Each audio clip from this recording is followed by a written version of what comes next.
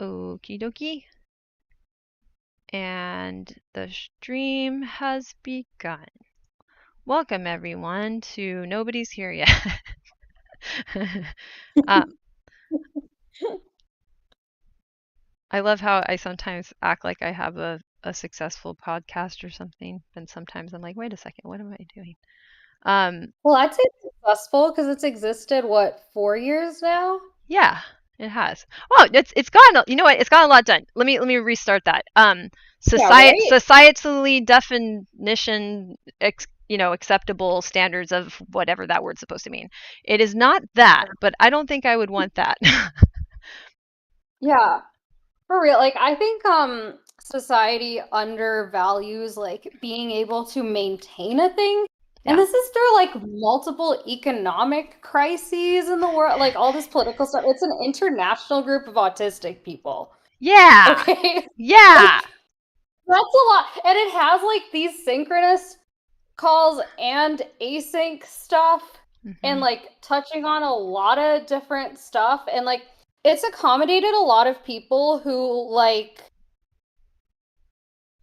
like I've seen get kicked out of not the same specific people but like types of behaviors like it's addressed like having a conversation about it and then like months later the same people are contributing a lot to the community Yeah. as opposed to in other spaces they're just like kicked out. And there was actually another space, there was like someone from here who joined when I shared a link, and then like the person leading that group was like getting overwhelmed by like all the unconventional things they were doing that were not technically breaking the rules. And I was like, Hmm. okay, I think you just need to tell them like don't experiment without asking me because Yeah. they're not breaking the rules. They're not trying to cause any harm.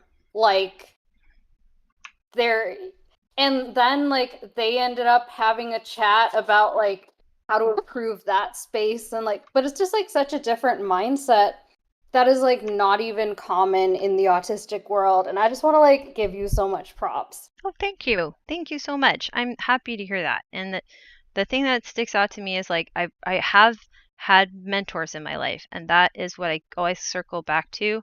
So anything that I'm communicating is because these mentors didn't see me as an outsider. They did see me as different, right? And they didn't see that as something to like throw a giant like catastrophe fit over. It was just like, okay, she's different. Mhm. How can we help her to know what to focus on? Right? And that's what I feel I got. Mhm. So then if that's what we're doing, it's like, okay, we're going to focus on this and I expect you to focus on it in your own way. It You know what I mean? Like that, and especially in the sort of work that I think neurodivergent people and autistic people need to do right now as adults, we need to reframe a lot of things that are still happening to us in real time. That's a lot. So you should have some room to like test out different ideas, test out different lenses, see if this makes more Yeah. sense or that does. So the rules are around like making sure we're all understanding the attitude that I've been refining through like the paper and all this stuff that people have been around and learned the theory. I hope that helps them. But it's the purpose of it is for you to get into this space with your real memories and your real abilities today and then do something that improves how you're working on it or how you're coping with it so that the peer support is for you and not like you're proving that the peer support works. That's not helpful to you. You don't need any more Oh my pressure on you. gosh. Yes, I really feel that. Yeah, a lot of spaces, it's like, do you have any feedback? And it's just like, it feels like this pressure that it has to be like positive and anything that's like, I felt like I couldn't be myself as a non-stereotypical woman. Like, I'm Yeah. sorry you feel that way. Hope you find a different space. Right. Right. Right. Yeah. No, that doesn't work. And well, and and this is the thing too. So like I'm pretty sure peer support is a good model for autism at this stage of what's happened to our cohort. And maybe we'll come up with new words for new kinds of methods of helping us to have, um, you know, lives that feel meaningful and access needs that are well defined. But we're not at the meaningful life access needs defined stage. So there's no way I'm like refining a product. You know what I mean? Like, first of all, that feels gross to me anyway. Yeah. But that's not what this is. This is like, I think this is the best option we have, that I can access and try to help with. So I'll do that because we kind of need all hands on deck when it comes to autism advocacy, because I really don't think neurotypical society is very close to understanding how serious this is, to be so, Yeah. you know what I mean? Like, I mean, there's just so much to it. Like, even in an ideal society, we'd have to really have a lot of consideration taken for how we're going to organize our days and our life and our efforts.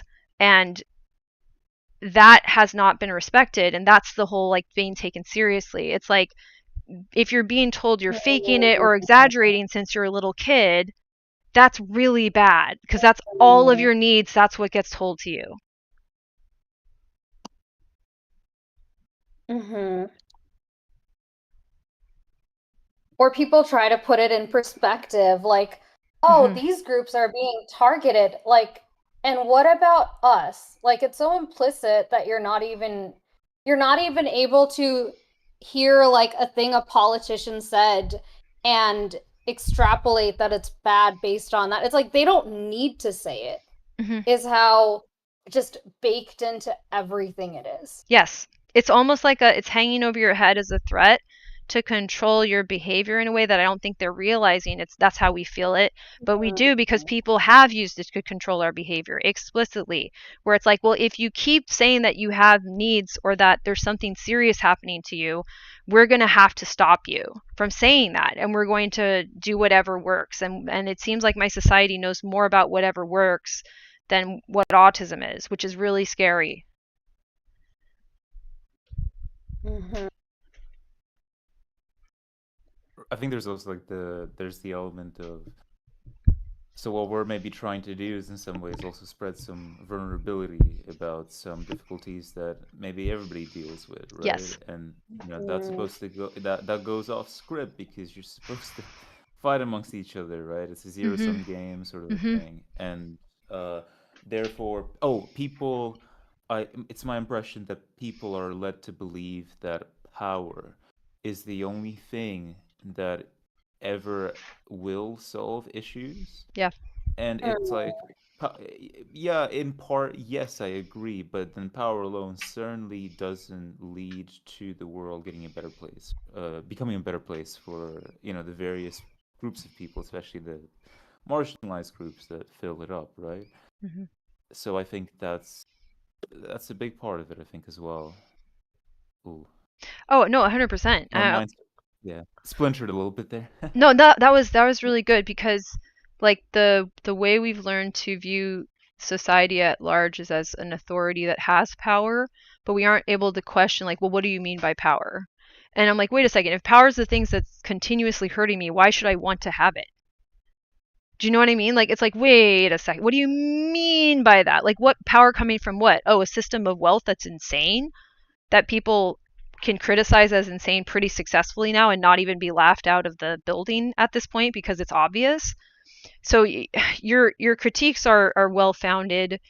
It's just that society is, in denial, and we can't be.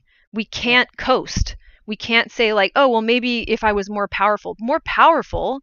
Like, I've I've never even liked people Well, that are and very let's and, powerful. and let's also say that like power is now it's equated to money, right? And Yes, being at the top. So yes, well, that's because people wealth will not often and say like, "Oh, I want to be yeah, stronger and be more powerful," but they will say, "I want more money. I wish to be richer," because that's what it yeah. means, right? Yeah, yeah, yeah. And then they don't define it any further. I'm like, do you mean you want wealth so you can force people to do things that they don't even want to do? or do you want to be able to purchase things, and those things you're going to use for this noble cause and blah blah blah. And it's all muddied up together and super weird.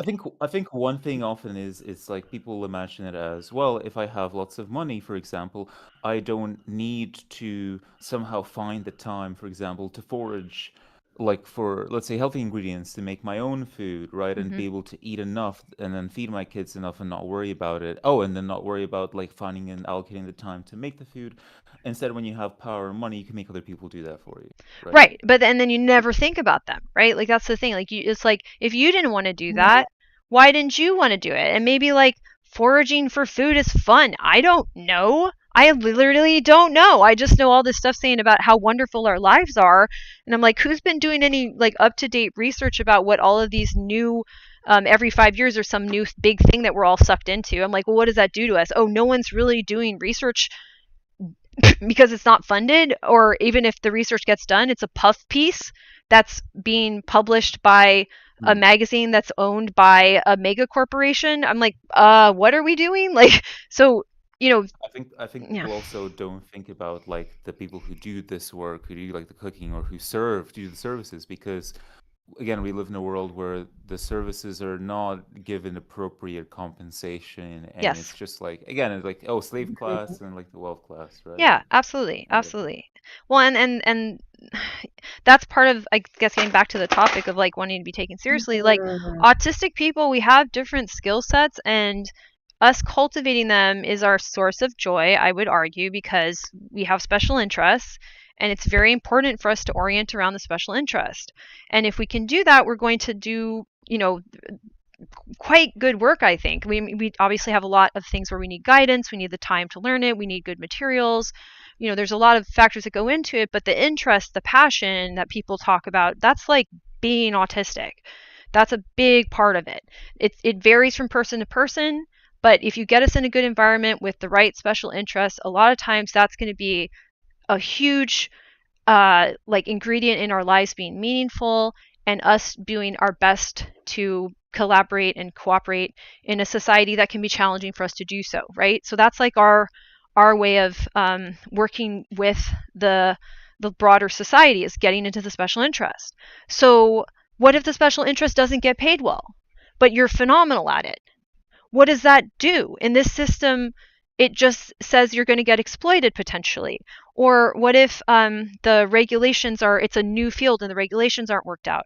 Or what if it's a field that has been changing radically recently and you're not sure who to ask for guidance because it's too competitive? Like this is the sort of stuff that autistic people are facing, and if we ask questions about it because it's our accommodation, that can open us up to this like internalized shame issue for one, but for two, people really actively doing things that are making it worse, and not willing to have the discussion that I'm pushing for today. And hopefully we can come away with some language to continue it, because this is um, this is impossible to even bring attention to until we start to recognize how much this has shaped our ability to decide what we want to do with our working, I guess I don't even options, but like what's practical and Mhm. pragmatic for us, what's reasonable and um and sensitive to our needs. We really need to do that, because that's the crux of being autistic and managing it as a responsible adult. Hmm. So I had this idea of like documenting successes with voicing my needs. Hmm. I haven't like published any blogs yet because like I wanted to see like how do things actually turn out. Yeah.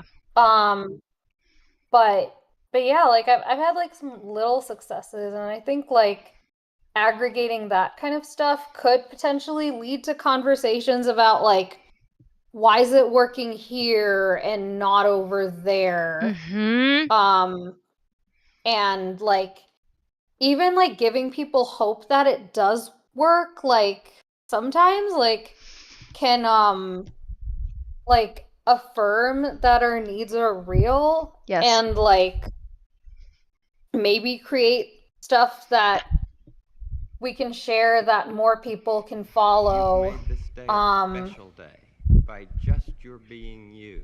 That can like There's do no some of person that in the lifting whole for world other like people you, as and I well. like you just the way you are. And that's, I think that's really powerful, because the one thing I will say is when we do get some support and mentorship around, oh, hello, hi, Tiff. So we're talking about the desire to be seen as credible and not pitied, and the learned shame of wanting to be taken seriously. And this is in relation to just any neurodivergency. And it's a broader topic today because this needs to be brought into like defining new terms, because I don't think it gets talked about successfully, and what it's like to go into adulthood and not know if your needs will ever be respected, or if you're going to face kind of a re-traumatizing cycle. So we're generally talking about that. And then, okay, Misty, I want to pop back to what did you say a second ago? Shoot, I was just getting a new person in. I was talking about like capturing examples of success as like a starting point for discussion. Yes. Oh, I got it. Okay. So, because we have special interests, and when we are able to pursue them, we have this relentless quality where we do tend to learn really specific, really helpful things. If we can collaborate with other autistic people and neurodivergent people generally, and also neurotypical people that care about us and care about this movement in society really being respected as well, we could share our knowledge to help tell people that their needs are legitimate. Like, if you have any needs around your body, I could probably confirm quite a few of them because of my extensive training in ballet and contortion and other movement arts, right?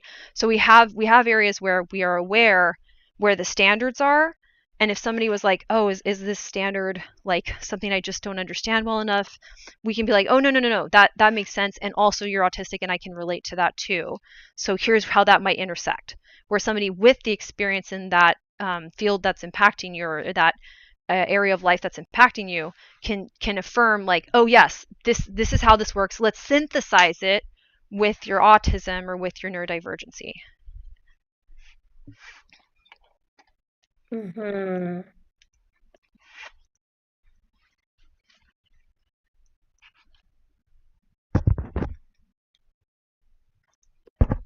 Yeah, I'd love to have more of those discussions, like synthesizing neurodivergence with like other things, because that's where like I get really stuck, because it's like, okay, need to get the funds to, oh, you want to be in spaces where this thing is geeked out, go to grad school for it, like, which you may not be able to get through.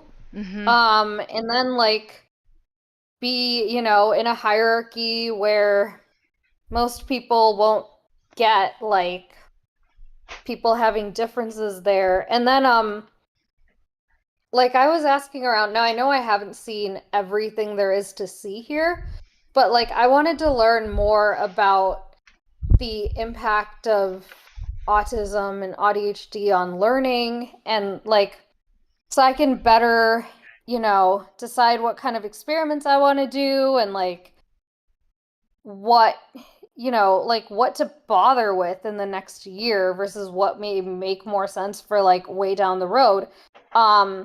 And like there are, influencers, and like there was this coach who like not anyone I've mentioned yet, but like who has other general autism like coaching packages like that are asynchronous, and there was like this $500 package which someone who'd taken it mentioned that there was some learning related stuff packaged in there. Mm-hmm. And like the general topic is autistic burnout, and I'm like, but I've already done some coaching for autistic burnout, and like just something being a one size fits all Yeah. like that.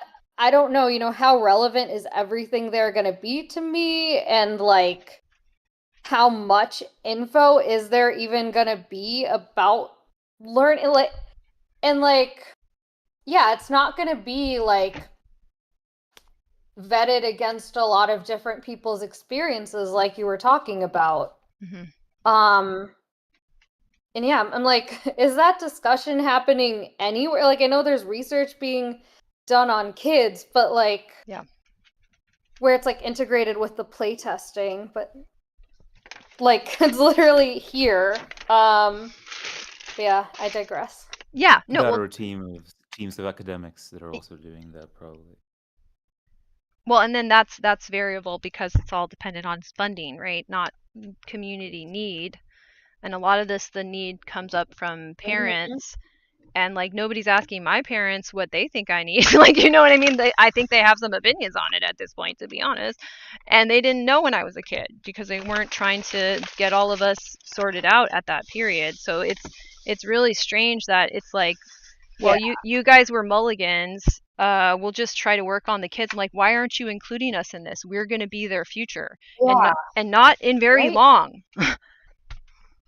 But that's because in reality they don't see, at least the donors, the funders, or whatever. They don't, so many people I feel like say, "Oh, kids are the future," or whatever, but their actions don't exactly show that they believe that or they care about the longer term. I don't even know if they think there is a future. Right? Yeah, there's also that too, I suppose. Jesus I think Christ, that's true. they may Bleakness. Like this belief that the kids aren't old enough to understand themselves yet, but like they also don't understand the kid, just like exclusively looking at them from the outside. Yeah.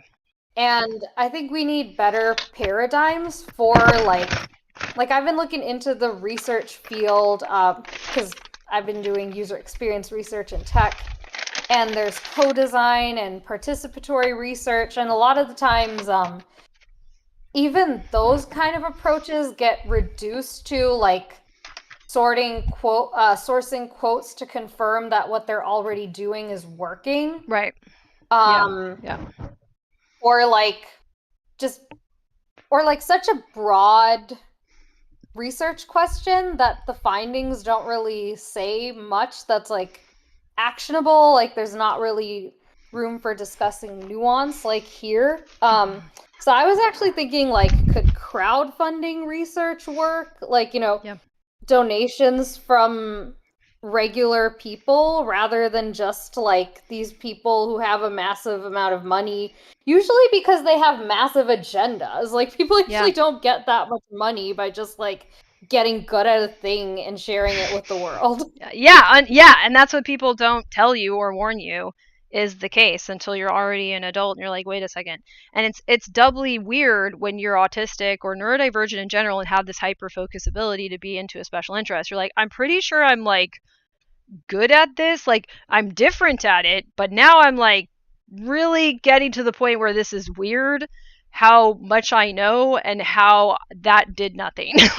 like what? That's very confusing. Like you're going against like their because like what the course that like say Tara was talking about, it's almost like you're paying 500 to learn about I think what's called like jargon. Like you're learning about jargon and how to speak about these things rather than actually working with these various concepts, wrestling with them, sort of maybe pushing beyond understanding around how they work, obviously trying to action on them in the real world.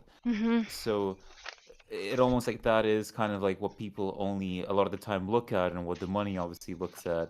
And if you're not doing that, and then if you're doing a lot of work on the side, they don't understand it. They'll obviously they'll feel like a lot of that work is invisible to them, because they're too focused on the jargon and that's what they're used to doing. Yeah. Oh, absolutely. That can definitely happen. Like that they're testing you for like, do you validate my own credentials? I'm like, well, do you need that all the time before you talk to people? Like, that's a little weird. And people that are cool that have been through like university systems don't do that shit to me. But people that I'm a little bit like, this is why this isn't working so good. Maybe is this idea that they're sniffing butts with you or something. I'm like, I have a problem. Like, I don't need to do this right now. Do I? Yeah. Yeah, one thing that, like a theme I've been thinking about a lot recently is nuance and like yeah, like the how do we apply things to our lives as individuals. And like it's really hard when, we're like looking at social media and it's like we have a bunch of people's philosophies about what we should do. Or like another reason I didn't pay for this $500 course was like, granted, I only went to like one webinar by this person so far. Like there are other free videos and stuff like I want to watch. And like at this point, I still like don't feel like there'd be enough incremental value from like a course like that. But like this webinar, what I was getting at was it like had what felt like kind of a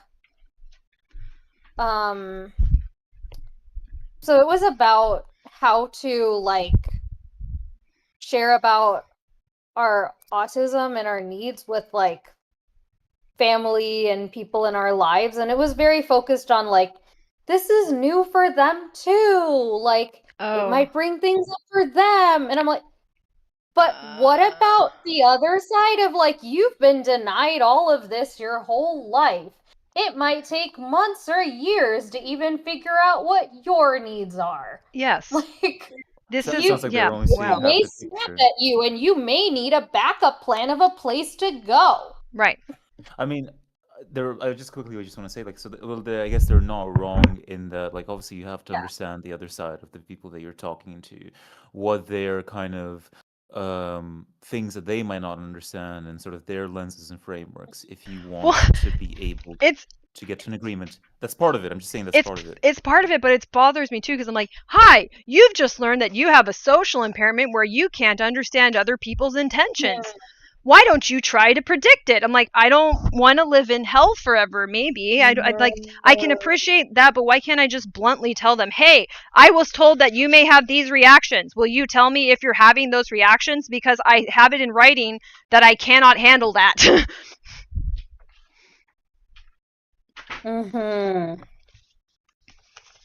Like I didn't have autism to have everybody like have, their own personal, coming to Jesus moment about something. I just literally am autistic, and if that has downstream effects in my life, I would like to deal with them like I have the dignity that I do and not the responsibility to caretake for other people. Like, when has society fucking caretook me? That's right.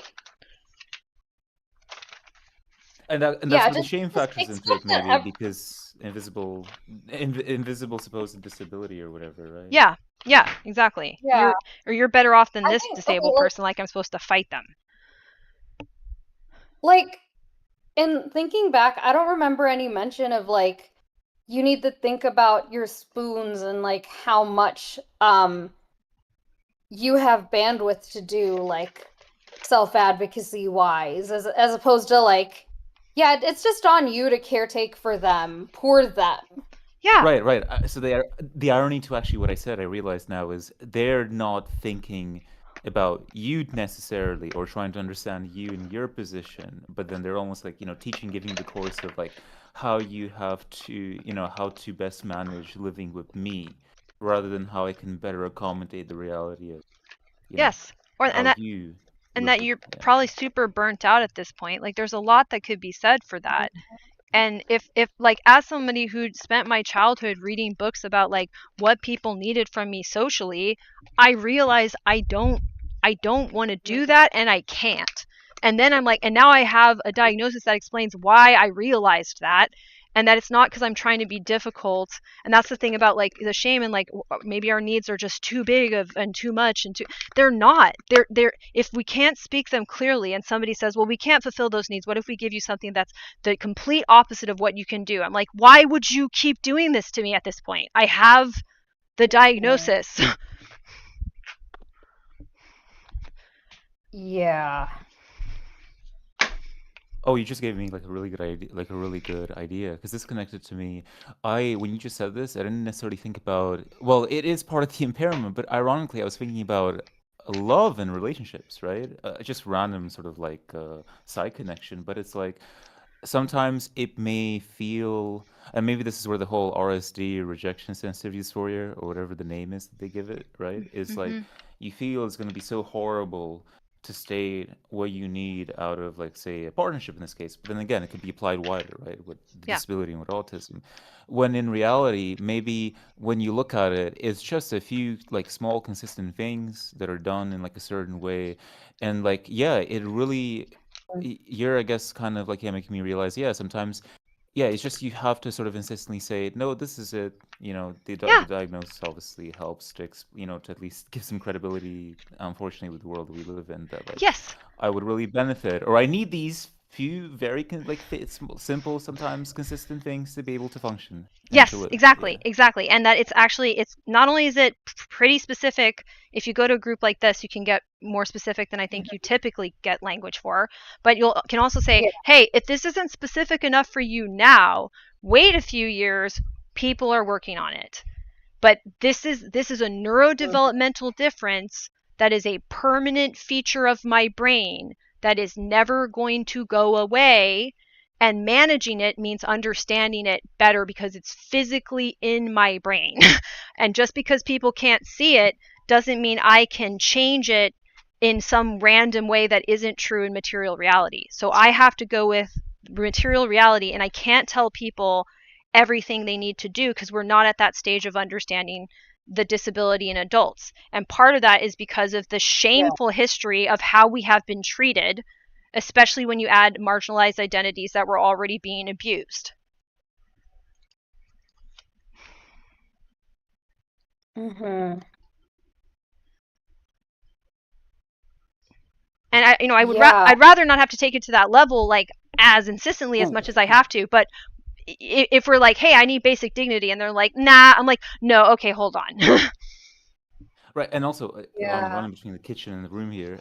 So the shame also, right? It's because like historically, we're also dealing with the history of how the impairment was viewed and how disabilities were viewed. It's like something people still almost, I guess, in instinctive or other in their, again, see, you don't, I know you don't like unconscious and whatever, but again, Hmm. the history is that like something was wrong with you, like we need to cure this thing, this autism, like, right, initially, like the terms that were used to describe like autism, right, was pretty, like, pretty Mm-hmm. horrendous from what I Yes. know, like even the last 100 years.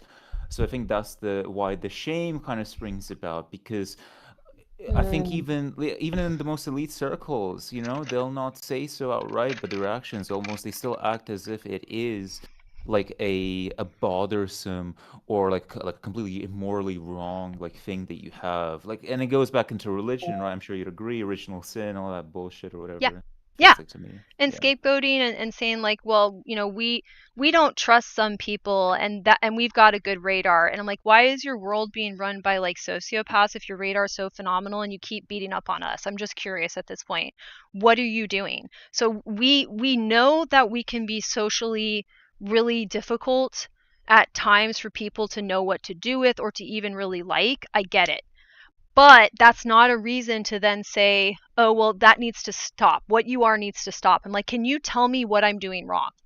And then that's all I've ever wanted to know since I was a kid. And you know what? No one fucking does.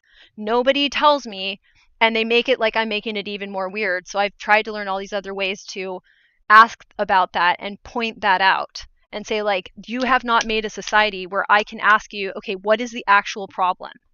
Like, what do you need from me? And if they say something like, just do this magical thing that you can do if you were not autistic, I'm like, no, I can't. I literally can't do that. Can you accept anything as a substitute? Is there some way you can treat me like this is a reasonable interaction between two adults? Mm-hmm. Right, and that also goes to the, actually, this to me connects like why a lot of people, as you said, they don't think kids have a future. I don't think people also. I feel they don't think disabled people have a future, or Correct. that that things in society could not change in such a Yes. way that we can make a difference in where we live right now. Like a lot of people will talk in theories of how things could be better, or afterlives or different models, rather than like, well, how can we deal with these problems right now? What if it's like yeah, as you said, what if we do give ourselves the benefit of the doubt? Like maybe we are, us, we're also adults. Maybe we also yeah, we do some things unskillfully sometimes, but maybe we don't mean ill. Yeah, maybe we made a mistake at a certain point in our life, and it's just a matter of like, shouldn't you maybe have a bit of compassion because you've been in those positions too, and you want people to give you grace. So shouldn't you also kind of, Yeah, give other people grace as well, yeah, especially people who are quite marginalized? Yeah. exactly. And I want to give people grace without feeling like they're setting me up. That's really scary when you're like, well, I want to make sure that nobody's getting put into a bad position. And then you realize that our society has the positions that we're put in are so invisible, nobody cares if it's bad, good, or like on fire. They're just like, whatever. Like you're a minority and blah blah blah. It doesn't matter. Like you guys are complainers or whatever. And we can just get scapegoated or just potentially victimized on abusive public platforms. We can get weird things happen to autistic people with like coworkers and like just office bullying that gets really extreme. I haven't had that experience, but I know it's very common because I've read it. I could have easily had that experience. I've had versions of it that were close to it. And you have to know that like if somebody is saying you can't bring this up, there's a problem there alone. And we're not trying to make somebody else feel bad, but that's what gets thrown in our face is like, you're being difficult, you're this kind of person, you're that kind of person. And it's like, Well, they also, yeah, yeah, they go just ahead. also potentially treat you as if you're like a parasite or something, where Yes, they're trying to like yes, suck down the resources. You know what I yes, mean? 100%. That. And they've Yeah, preloaded like Oh, people right, that know especially in nothing with that. capitalism. oh, Yeah.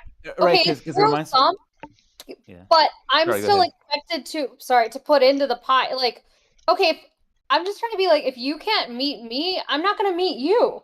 I'm not going to help your cause. I'd love to, but not until you hear my access needs. Yeah. I'm not going to I hear your agree. argument about how yours is more important because it's better articulated. I Sorry, would go ahead. agree with that, but then I also get this like subtle feeling that like, but then again, doesn't it then also then fall like the onus falls on us in some ways, or on somebody to then again try to reconcile or then try to reach out to the other people if anything does get done, because then I feel like those who actually do parasitize on everybody benefit from people. Obviously, it's tough, right? Past injustices and previous hurts, right, and trying to get remunerations for that, recognition for that. Obviously, I don't know, we can get stuck in our various positions, and that it's almost like that's more time spent when we're not collaborating together, when we're not making the world actually better for everybody in the present moment. Do you sort of sense what I'm kind of trying to say I here? do. I'm I'm trying my going to best yes to put and it. that. Yeah. So I had an experience with someone who I now see has been very parasitic in that way. Started an org to like bring people together to fix San Francisco. Yeah, this was the person who I was talking about in Affect First Aid a few weeks ago. And like two of the people in her like group of 6 that had gone to the event that way were like people I'd told about it. And I'm like, okay, like enjoy, your event of just you next time.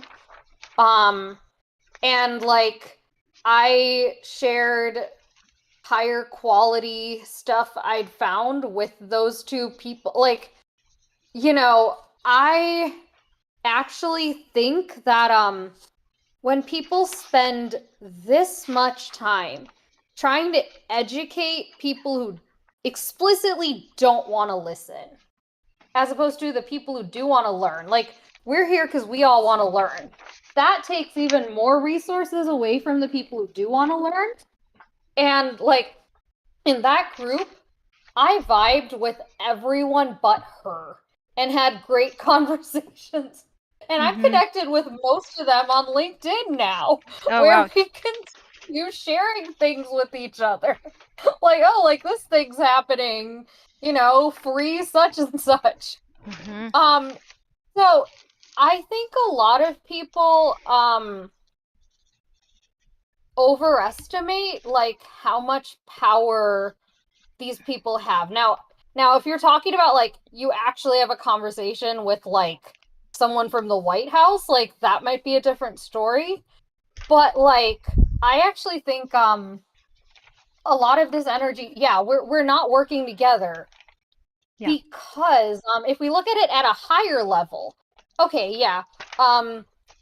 Like yeah, I'm noping out of working together in a specific space. But if we look a level higher, the people who are trying to change things in those spaces, their energy is being diluted across all these different spaces where change isn't happening. Mm-hmm. And where I do see change happening is spaces like this group, where it's multiple people who care coming together. And I know, like, here, you know, we're all autistic. We all have that shared, I saw the word factivation. Yeah! If you have motivation, what have you. Honestly, probably both. I do want to arrive as well at a place that's not so awful. Fair enough. But, like, even spaces where, yeah, I can voice my needs and people like either meet them or tell me explicitly that they can't without shaming me. Like, if I can, you know, do a little bit voicing my needs there and keep going to those spaces and not waste my energy in spaces that cross where I draw the line is doubling down. Like when I voice a need, and people, yeah, either they like dismiss it or like you're like, no, you're doing fine. Like I may try one time, like depending how bad it was, I may try to be like, actually blah blah blah. And if they like retort to that, I'm gonna try to avoid them as much as possible in my life. And I'm definitely not gonna go to like spaces that they're leading. Mm-hmm. Now, again, like, I don't, you know, maybe different in like a workplace situation, but honestly, I would be looking for another job at that point. Because yeah, like this is going back to the like we need to caretake them. Now we need to caretake someone who's actively like kicking their legs, and you know, like when kids try to make it extra hard to carry them. Yeah, Like, yeah, no, yeah. I cannot to an adult who has more power than me. Right. Yeah, exactly. Also, this Hartford thing. Oh, sorry, I shouldn't say that. Ah, my God, I have to cut that out. Oh, it's fine. It doesn't matter. Okay. It doesn't matter. I don't care. I'm dealing with these forms, and like it makes no sense. I have all these things that say like page blank of this many pages. I'm like, why don't I have all the pages? Oh. Yeah. What the hell did they even send me? This is so crazy, dude.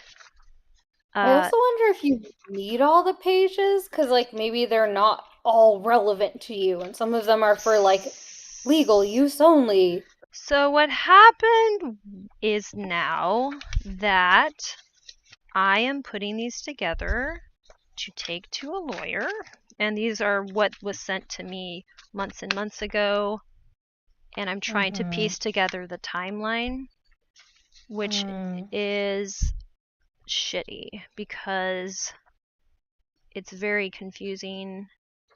And it's okay. So this part I think I can say. I disclosed immediately that I'm autistic and I have a need for very clear communication, and that like I can find administrative work challenging. So I wanted to make sure that I was able to ask a lot of questions, and that definitely was not what happened. As long as I can figure out what happened here. My case was also transferred within like a day of me receiving these. So there's this other person on it, and I need to make sure those are together. But the printout is actually very strange that they did like page 1 of 14, and I don't have the same order of pages for these other ones. I don't understand how that happened. Okay, that's cool. That's fine. I will figure this out is what I'll do. So yeah, so I'm piecing things together to understand when these came to me and from who, so that I can take them to a lawyer and show them the whole timeline with all the emails and all the text messages, and I'm gonna have to print everything out to explain what happened. Okay, let's see. Jamie, hi Jamie. An issue I've been pondering this week is whether the people who have extremely visible conditions comorbid alongside their autism are being more believed claiming to be autistic, i.e. someone I know remembers my cousin for being autistic, but mostly because he is also OCD, clean germ issue, and won't enter her house. But his autism is more accepted than mine. I don't have the clean thing on display all the time, she'll say, but you're talking to me fine now when I talk about mine. Oh yeah, well, because people don't know what it is. That's the whole thing. Like, people have skipped over what autism is and into whatever they currently think about disability, and that's something that, getting away from me trying to figure out forms, they're not receptive to learning about neurodevelopmental disabilities on the level that's, I think, necessary to talk to you seriously. So if they're not going to do it, you just got to be like, just trust me. I got this. I'm not going to ask you for things because you can't do it. You know what I mean? Like, that's valid. You're not judging them. It's like, it just is what it is. Yeah. All right, I'm back. Aren't they going off with the DSM-5? I thought that was my conclusion as to how people sort of view autism these days now. Yeah. Well, I don't know what they're going off of. I mean, I've TikTok. I don't know. No, I thought that it was the DSM-5 in the sense of it was the old... Oh, sorry, did I interrupt? Oh no, you're fine. No, it's just like off of the idea of like, if I recall correctly, the level 3 needs versus the level 1 needs, and like even like actually even where I come from, like or my folks, well, yeah, where I come from, in Eastern Europe, it's just like you gotta be like the top level. I think level 3 is the highest, right? Needs, at least by that system. Oh So yeah. then they're like, Yeah, if I you're see not what that, you're you're saying. not autistic. Like Right. my own family, who literally work with special kids, like they'll, even my aunt is very reluctant to say that, like, yeah, you got sensitivities. Oh, I have sensitivities too, and I don't know why they are quite reluctant to then also themselves openly state that, yes, even if I might have by this system a lower level, that I am like autistic, because maybe I think are they afraid of the associations and stigma that people around them would give them if they did so, Mm-hmm. I'm not sure. Maybe. Yeah, that's a complex one. Yeah, like it's nothing for you because it's nothing for me. Like, or the but then other extreme. here's another thing too. I feel like that actually goes to this. It's sort of like advocacy, I think, ties to this too, because when I got a lot of when I moved out of the house, this was in 2022, and I was on my own. So what's interesting is that I didn't kind of immediately go into employment again, right? But then I was visibly struggling on my own to do certain things, especially in the situation that I was in. And then that's obviously, I already knew by that time. I was already diagnosed, I think, with ADHD pretty soon. And then later on, like, the autism stuff kind of came in. And so, like, the trajectory that I kind of followed without realizing was, well, first off, I needed as much evidence as possible. And that's kind of I guess, my strategy. It's like, if you want to get help for something, you obviously do everything that you can. You get lots of overwhelming evidence, right? And so then I did so, and I then associated myself with various groups, and I joined in, and I sort of stated my case. And then I got a lot of the accommodations. I got a certain level of like the disability payments as well in this country, in the UK, right? Where a lot of people I notice, who are my age, who have maybe, and this isn't even a thing of levels, right? That perhaps they have similar difficulties as myself. They don't get this amount of help, right? They're not getting this amount of recognition, at least by the system. And it's because like they didn't, at least they didn't do the things that I did in some ways. Maybe they didn't have the time. They didn't sort of see it as a thing that they perhaps need or could do, to go lots of disability action groups, join them. go to different medical professionals, bring in that evidence. That's what it took for me to get recognized in this system. I'm somebody who is more like yourselves, like Jamie said, somebody who is on the surface on my quote unquote better days or whatever, Mhm. not so obviously autistic, right? Yeah. So, I'm curious, like, what types of activism groups? Because, like, something that Well, I not activism groups, just like groups that specifically help people with special needs, like actual official autism groups or agencies or advocacy groups that exist in the area or hmm, nationally or whatever. Maybe there's not a lot in the U.S. as far as I know. okay, yeah. There's the perception, like, in Illinois that, like, there's not much support, like, like I was talking to my therapist about this, for, like, adults. But yeah, like that's another thing that can really vary by location. But anyway, yeah, like off the main point of, like, yeah, if you're not gonna help, I'm gonna stop asking. Mm-hmm. Yeah, like I feel Yeah, I that. see what you mean. I mean, it's just I don't know. It's all of us. You do what you can to like get by or whatever. Uh, hmm.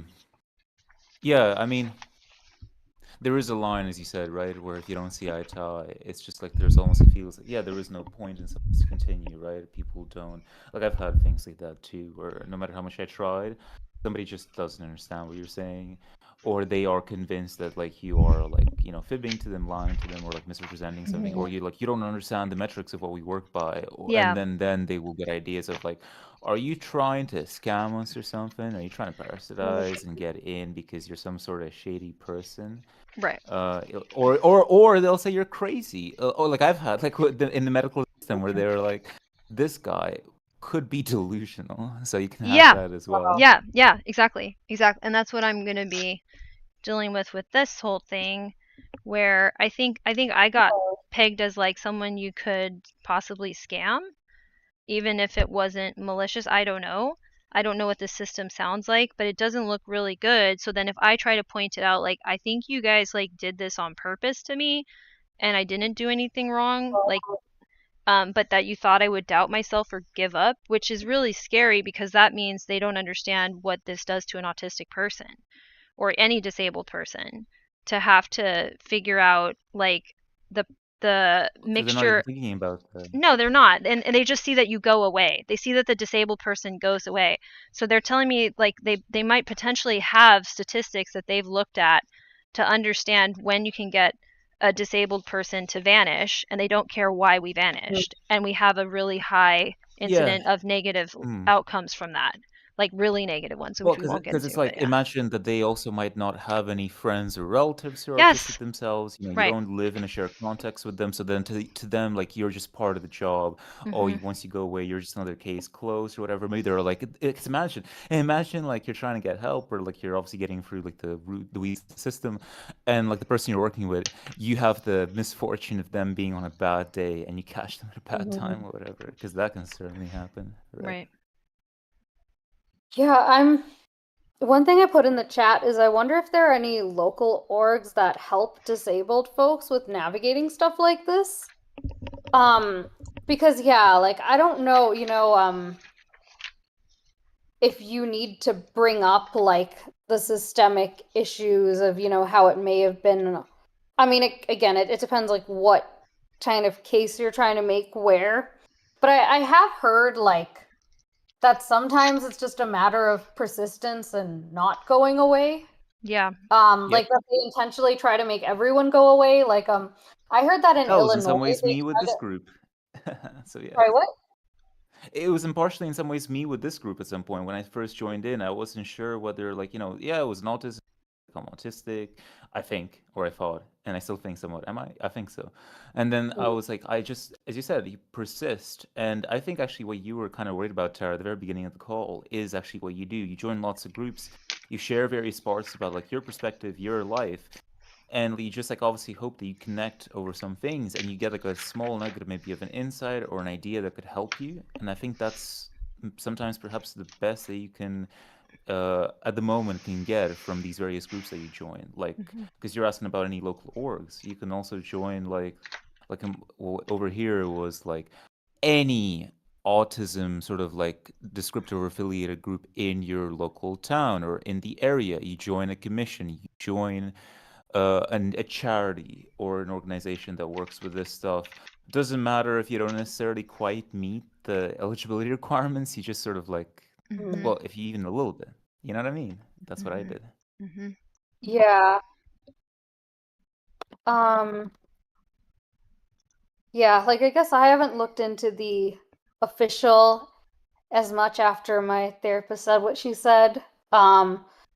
Unofficial groups, I often like end up doing more labor than like receiving. Even if I walk in, like this happened in another neurodivergent group. Like so this was like a body doubling, and yeah, there was like the person leading it. Yeah, I don't know. We just got into like sometimes people would share like life stuff. Like I try not to trauma dump like right away, but I was just like, this is like earlier this year, like everything in my life is falling apart at once. And like I have to deal with so many things I haven't had to deal with before. And I don't know, like, like basic stuff, like where can I live safely?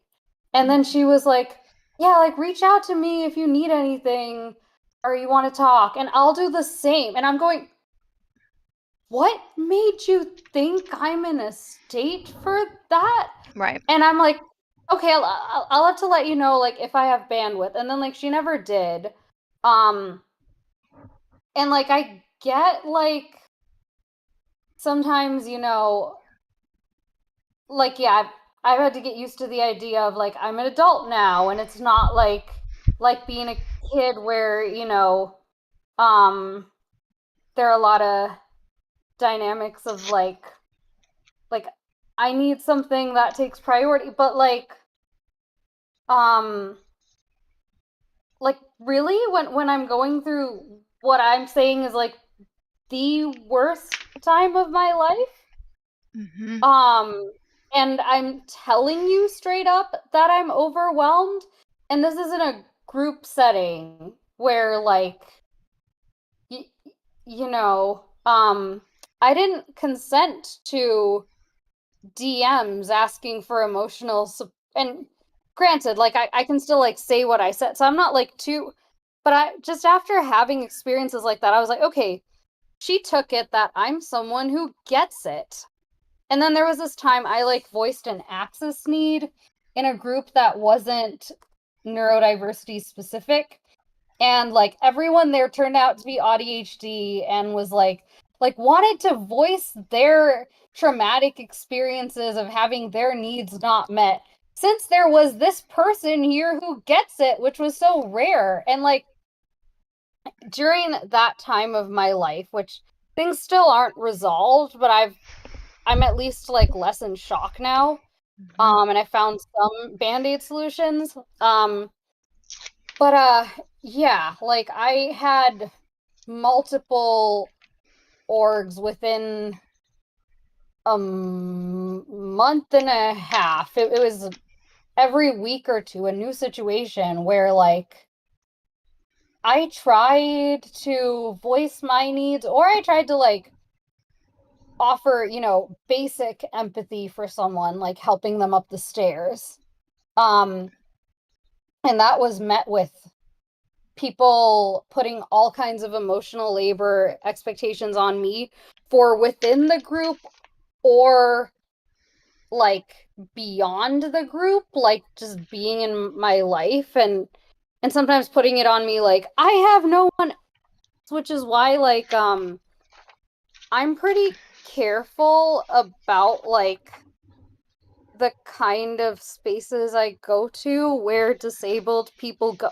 Oh, and also some of these orgs exist as like a, if they're not like through governments and stuff, if they're like a third party, they exist kind of as like someone's feel good project. Like for example, someone reached out to me on LinkedIn, like to chat because she'd started volunteering with this org in Washington that does projects like helping marginalized groups of all kinds, and like she's cool. We had a good chat. She's like involved with like the growth side and like not really like neurodiversity specific stuff. But they have these programs where it's like this class is appropriate for neurodivergent and neurotypical kids, or like, and supports different learning styles, but like nothing about it. And then has this register button, and it was like over $100. And like they had like this, you know, info on how you could put like government assistance towards it and stuff, but nothing about what you're actually getting. Right. And then Didn't there have a was contact that you could reach out to ask them questions. they did, but that I was asking ChatGPT and Perplexity, like, would an org that is actually neuroaffirming like have a bit more than that? Like, what's like the norm? And they said like yes, they would. Like, no red flags, but like typically orgs that have put like a lot of work into it would have more. And like I was surprised, but again, like I know, you know, there's a lot of power of suggestion in what those bots say, so I don't want to take it too seriously. I mean, but it could I learned also have been a funding thing, or other, you know, they obviously, you think about like an autistic group. I know from the ones that I joined, like, you know, sometimes they like they give the duty to kind of create the website or kind of put in sort of like the paperwork or stuff sometimes to other admins, to people who maybe don't understand like the need to clearly define these things. So it's a case like, so that's why like I feel like in that case you can't know for sure how they do things or what they offer until you ask them directly and see it for yourself. And at the same time, like I don't have the spoons to I like that's not an accessible situation for me to get involved. For me to have to vet whether someone actually cares by being in a conversation with them. Like, but I Sarah, would rather just come back to HCAT. But yeah, so see, you're going back to HCAT, and so I have like an idea. It's I had a thought while you were saying like you were recounting your experience with these groups, right? Like, well, you come back to HCAT, yeah, on the one hand, we don't sort of necessarily like bring up various concerns out of the blue with you, as far as I'm aware. Maybe you do have from other members in the group. But then I'm just also thinking, when I was doing, like, when I was getting my help from all the various groups at the time, even when I wasn't in HCAT as much, this was like about 2 years ago, in the period, sort of in the last 2 years. I mean, what you can also do is when people kind of come in, because obviously, as you said, oh, this person gets us similar experience, right? Obviously, everybody's hoping to get some help in sort of like this very clear, direct way, right? And they're not starting from a place of like, okay, I have this exact need for this thing that's like really important. Maybe they are doing this, right? And in that case, I can understand where they're coming from. But I don't know. One thing that I really like, that I learned, that I thought was like very effective for this sort of thing, it was like in this novel that I was reading, and then like, you know, this character like was coming in, and she like went through some really rough stuff, and she was going around trying to get help from people, and this other character who's part of the story, like, you know, sort of just watches her and like listens to sort of like her saying like this really terrible stuff, and then I think the character says in response, you know, sorry for bothering you, carries on with you know, on with their way. And it's just, as you said, you don't have the spoons, you don't have the bandwidth, you've got your own lot to sort of deal with, which isn't like mutually exclusive from you also wanting to help people and the reality of us needing to work together. But I just think what I ended up doing, and what I'm doing now, is like I'm trying to identify, what do I really need? I don't know how this concept of priority comes in. I know priority, and it's like very hierarchical. It's very like arriving based. But sometimes, like, obviously, you'll have needs that are very arriving based. Like maybe you will need the housing. Maybe you need your diet to be enough for you to be able to have enough energy. And then in these cases, if you can discern that, if you can know exactly when you ask people to help with, or to sort of like where you can get these things, maybe how they can give them to you, what you need to do in the simplest, shortest amount of steps possible. So you're not like using up a lot of mental energy, right? And you're not getting overstimulated or overwhelmed by various needs and factors. Then that's the way to sort of deal or operate in these various groups and orgs. You just come in, you see what it's about, you see if there's potential that they may just listen directly to what it is that you need. You say what it is that you need. If they can give it to you, can point you even just in a small direction. If you feel that that's already enough, or if it's proving too much, you can just leave immediately. And then you shouldn't obviously feel guilty or shameful of doing so. So then you can then come again at that point, and then come in with the next thing, or work on a specific concept. If this makes sense, yeah. It does. And yeah, I like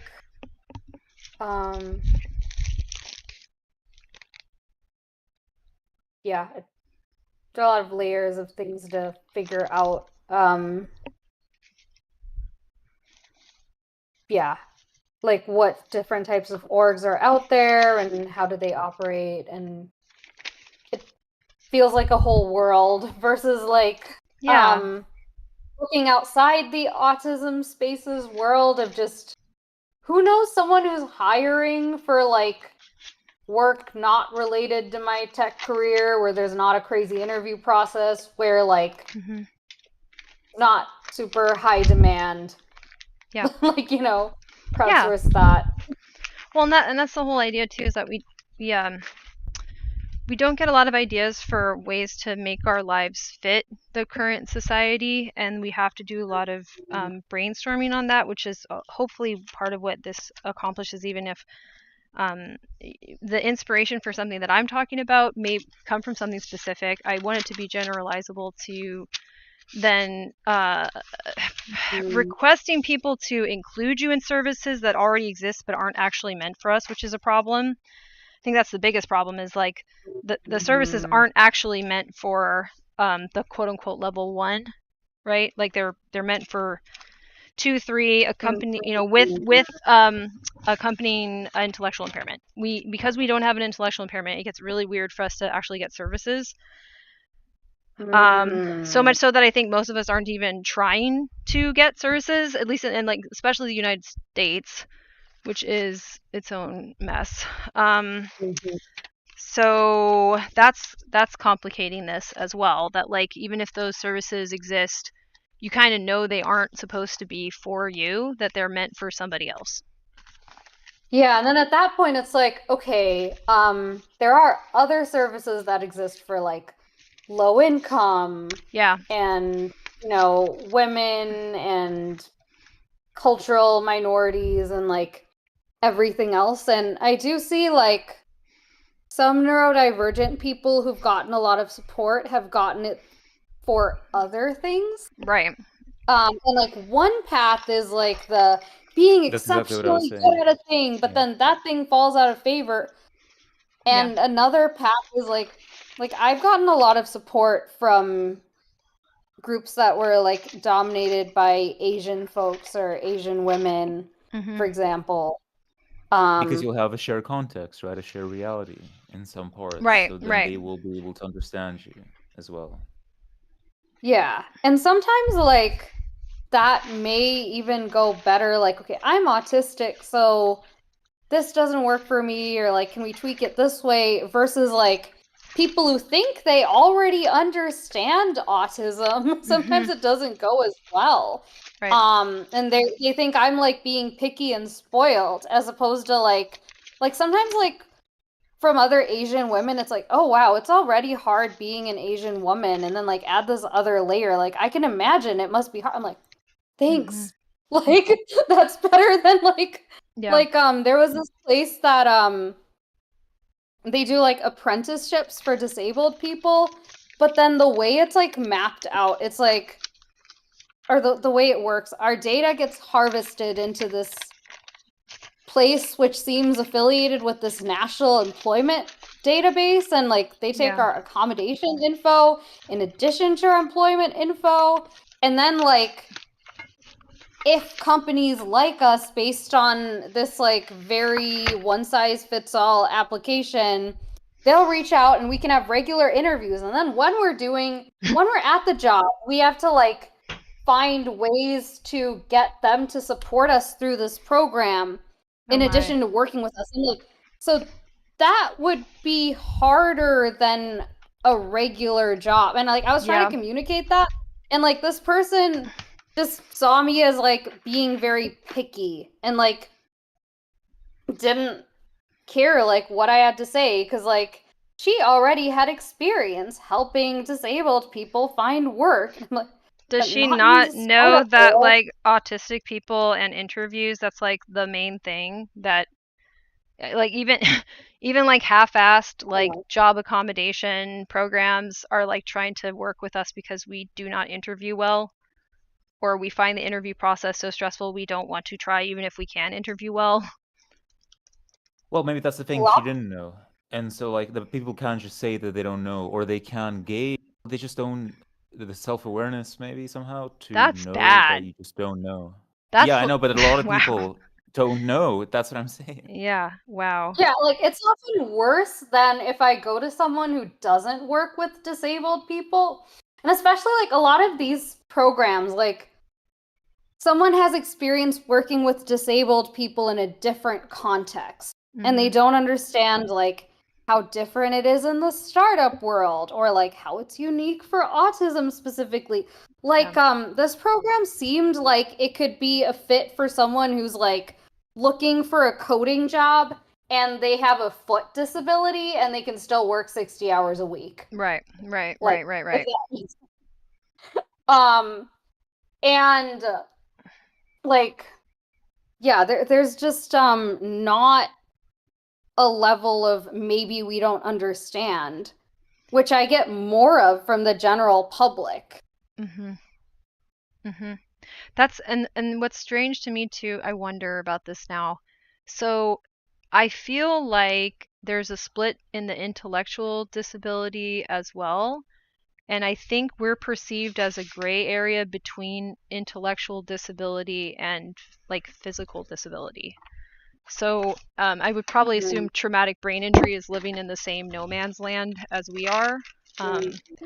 But basically, like, if you have somebody with an intellectual disability, that has a lot of programs, that, not to say that they're easy to navigate, I've never had to do so, but those programs are pretty well established, and there's regional centers that handle that. So they are the people that are responsible, because the assumption is your parents or somebody in your family is going to be your caretaker for your entire life. And then the regional center is supplementing what your caregivers are doing, which are assumedly your family. Okay, and so then if you're somebody that, like, even if you do get a lot of support from your family, which most of us do in myriad ways, even when it's toxic sometimes, right? We are still not what the regional center is meant to provide to caretakers. We are not that. So since there's no caretaker for us officially, right? Even if, like, our friends and spouse and parents and whomever has been actually doing that, it's not recognized. So then we are doing this masking of the fact that we've actually had care provided to us by people for our entire lives that other people don't need and don't even realize is an existent, like, form of care work that they learn to do because they don't have this disability. Whether or not they do it well, maybe they're giant frauds, like, whatever. But we literally can't do those things, and they're not detailed or explained the way that it would be for somebody with an intellectual disability, where it's seen as like, well, but of course they can't do that, and the caretaker's been doing it the whole time. Nobody knows who's been taking care of us. We don't even know. It was just like, pretend you're not broken and move on with your life. Well, potentially not broken, because then otherwise, I guess, like, the way that they see it, like, you're kind of a bit of a reject in some ways, right? You don't have a caretaker because, oh, could it be that nobody wants to take care of you because of, like, oh, well, if you couldn't fit into one slot, whether, like, through a certain group or your family or whatever, oh, maybe there's something troublesome about you, or like there's like a reason, and then maybe they'll try to conjure up like reasons instead of like, oh, maybe they're trying to understand Yeah. the individual. Well, and I just had an eerie realization. So in the guides for autistic girls that I've read, right, because they did understand at least the socialization impacted us, so that we were in different social categories. They were saying that, oh, you can sometimes tell that the girl's autistic because the other girls will caretake her.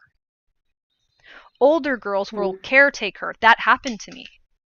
So they'll get kind of like adopted by these big sister figures, whether or not they're good or bad influences, but that older girls are socialized to do that, and they will identify us as dependent in some way that isn't typical of the peer group, and they'll start to do that to us, which isn't bad. It's usually often a good thing. It's almost like it's not a good thing quite, because I don't think any child should be parentified to figure out that this kid needs care. That's pretty bad, but that's a known phenomenon written about in books that were these guides for autistic girls and women to understand themselves. Okay, so that's a thing. So you're telling me I haven't been having people step in as a caretaker over my whole life? That's ridiculous. Absolutely I have. Now, does that mean that we aren't dignifying people who need full-time caretakers? I think that is what that means. If we're saying see it? And then there's also like the scary dimension of like the caretakers, because they're not official, so to speak, or they're not, there's no like overseeing rules, regulations, right? Yes, and correct. then the nature of being dependent, kind of like that article that I linked about like motherhood, right? Where it's like, you're in a vulnerable position where like somebody essentially kind of has the power of like letting you live or letting you die, right? And somebody could then obviously withhold something that you need over quite a long period of time, and you might not even know about it. They might not even know what they're doing there, right? And it's just it's unofficial, because it's not discussed, it's unofficial. because there's no rules. Correct, exactly. And because there's no rules, there's this idea that we don't exist, and the needs that we have don't exist because they haven't thought to codify it and put rules around it. I'm like, well, that's absurd. That's just not true. That's not even reasonable. And this is me always acknowledging I understand this can be a confusing neurodevelopmental disability to wrap one's head around. I get that. There is not an excuse, however, to miss this entirely. Like, the reason I'm seeing it more is now I am working with people with intellectual disabilities, and I'm getting angrier by the day about how they're treated, and how I've been separated from those people as, oh, but you fit in with us normal people, so aren't you so lucky, aren't you so grateful? And it's disgusting. And the infantilization that people with intellectual disabilities have to deal with is absurd. And when you actually see it in front of you, it's really crazy. And I'm not even seeing very much of it because the school that I'm at is amazing, but I'm hearing about it, I'm learning about it. Occasionally you can tell something has happened, and I'm like, I feel that this is a lot of conversations that couldn't happen because when you have the intellectual impairment and you have these caretaking needs, people just lump that all together, that everybody who has a caretaking need, it's because they're too fill in the blank. I don't even want to know what they think. You know what I mean? Like, I don't even want to know what the stereotype really is. If I'm to be blunt, it sounds like, oh, they're just too stupid to take care of themselves. And then they're saying, well, you guys are smart, so you don't need any care. You don't need any care support. It's gross. It's when you, and especially if you actually get to know somebody who has an intellectual impairment or disability, developmentally or otherwise, traumatic brain injury or otherwise, it's really, really not okay. It's disturbing. But then, as you say, like, right, there's no excuse. But then, like, the reality of there being no excuse only exists to others insofar as there is a systems of checks and balances to create consequences for conduct that harms other people, which there isn't for these people. That's unfortunately the sad reality, right? The tragedy. Because because they can get away with it. Because they can just get away with just mistreating people. I am convinced that what has happened now, this may change, my opinion may change on this, but this is a little bit strong, but at the moment I'm convinced what's happened is we have legitimate care needs that require like a human or an AI or some sort of system or peer support model to address our care needs. We cannot do all of our care needs. We literally can't. And people don't understand that because they've associated those who can't fulfill their care needs with physically not being able to move, or what they consider being too stupid to take care of yourself. Yeah, here's like I kind of want to ask you about this because this kind of reminds me a bit of an illustrative example. If you're, I don't know if you read it when I said an etymology, like you sort of described some of the, oh, around acedia, right? You were talking Mm-hmm. about that. Mm-hmm. I gave a bit of an example when I was on the train, and now you brought up like this notion of like, oh, AI tools could obviously be something that really kind of helps us in the vacuum of resources and Yes. things to help us or whatever. So for me, it's like one thing. It's like I mentioned that like I sometimes like do like a little bit of like when I need to like a bit, you know, like, almost like a bit of a, like a role play with like almost like an imaginary friend in some ways, right? Now I call friends in the area for various little things that I need, right, that I interact with. But then, like, say, for example, with my very specific needs and sort of ways that I see things, I have like a direct lack of like having like, you know, somebody to share these things on a more consistent basis, right? Yes. Yes. And then I'm seeing a lot of like pushback, like especially on the internet, like, oh, you talk to people, you know, you talk to an LLM, you know, about like your various things or whatever. Like people like do some crazy fear mongering around that stuff, and like this sort of, you know, or they'll say that you're weird or they're like you're dumb, Yep. and like, you know, they'll be like, "Don't you realize that this is just like a machine?" Like, Yeah. first off, I'm of getting course that I frustrated with know that that too. the LLM, yeah, it's artificial communication. I know it's not an actual person that it, in a sense, obviously, it can't technically think new inputs for itself, but it gives you the most probabilistic uh factual correct answer for the thing that you're putting in the prompt, right? I am aware of that. Mm-hmm. But I'm like, why are you ragging on people who are not able to get certain needs met? I mean, I was even thinking, even the guys who kind of like think that like, you know, they're married or whatever, they got a relationship with the thing or whatever, right? Mm-hmm. Even like it feels like I'm the only person that kind of feels somewhat bad for them because, you know, these people cannot get this need whatsoever, and then you could use this for any need, And right? Including our autistic ones. Yeah. yes, I want to. Anyway. I want to add. I think this is a really good segue. So when an autistic person interacts with an LLM, I think we are doing it remarkably different in general, especially if we have the hyperlexic aspect at all, or like we're hyperverbal. We use language as our gateway to otherwise unmanageable and impossible to navigate situations. LLM is perfect for that. Like as a connection point to the outside world that is difficult for us to understand, we can work with LLMs in a way that it resolves all of these issues within minutes that neurotypical people can't even see are Yeah. there. And that's just true. And now, whether they want to feel butthurt about that, that's fine. Now, if you have people saying like, "Oh, I really hope that AGI is going to be possible," and they're rooting for it, that's actually a rather beautiful thing, and I think it shouldn't be ridiculed. And if somebody is an outsider, as an autistic person is, and they see people shitting on something that may actually develop its own form of consciousness, and you're shitting on it for having a different form than yours, well, what do you think you've been doing to autistic people this whole time? So yeah, Well, we're they're gonna also care. shitting We're on it gonna care. essentially. It's yeah, yeah, essentially for saying like, oh, well, it's kind of like the same as shitting that you're what, that you're poor, they don't have the resources Yeah. to have like these things, to do these things or whatever. Look at you, Right. dumbass, right? Look and It's look and what I look at mean. out. It's like, Like it would be so much more affordable to work with the AI. I'm like, okay, they don't want to do a regional center for somebody like us. Okay, fine, we'll figure this all out virtually. I already have ideas for that. Okay, cool. And you guys are having problems with this being set up in bad situations, bad engagement with the communities that you're putting these technologies in that can actually harm them physically. Cool. You want a bunch of engineers working on that are autistic as crap and love their AI homies. Yeah, you want to make our regional virtual AI center. You want that. You want that.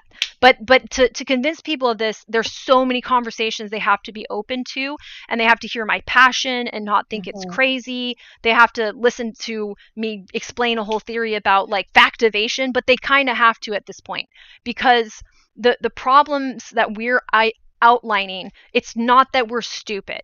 And if we needed to prove our intelligence with all of these care activities that non-autistic people can do, why aren't they all Einstein? I should be blown away by their staggering, towering intellect. But as it turns out, that's not correlated at all. Or if it is, it's very, very, very loose. So we're being held to a standard that doesn't make sense. And and makes it very difficult for us to even feel confident because we sound different when we're passionate, we sound different when we're processing. I'm working on a theory to explain that I think is a pretty solid hypothesis, and someone else needs to work on it besides me. I'm sure there are people. This is not understood. And being able to do the things that we are disabled at doesn't make you smarter than us. And it certainly doesn't make you a person that should speak on our behalf or say if we need to accept things the way they are. We can't. Yeah. Yeah, I'd love to have more discussion about AI and like our experiences with it so we can like keep developing Yes. like kind of like unofficial guidelines about how to use it safely for ourselves. Yeah. Because I would love like for this to be more of a thing, but I also am afraid to like champion it too much with people who like haven't had exposure to spaces like this group to see like what healthy conversation can be like. Yeah. Well, maybe it's a Um, question 'cause- of like you sort of see, you model how you're gonna use it, and then like that's people are gonna see that perhaps, right? You don't even necessarily need to think about how exactly you're gonna champion it or what discussions to have. Mhm. It's just how do you want to use it yourself to like the best of your ability to the most Well, maximum output that you can get out of it, and right? I was mentioning this in our little like I got to do a couple more neighborhood meetings about this over at the Discord.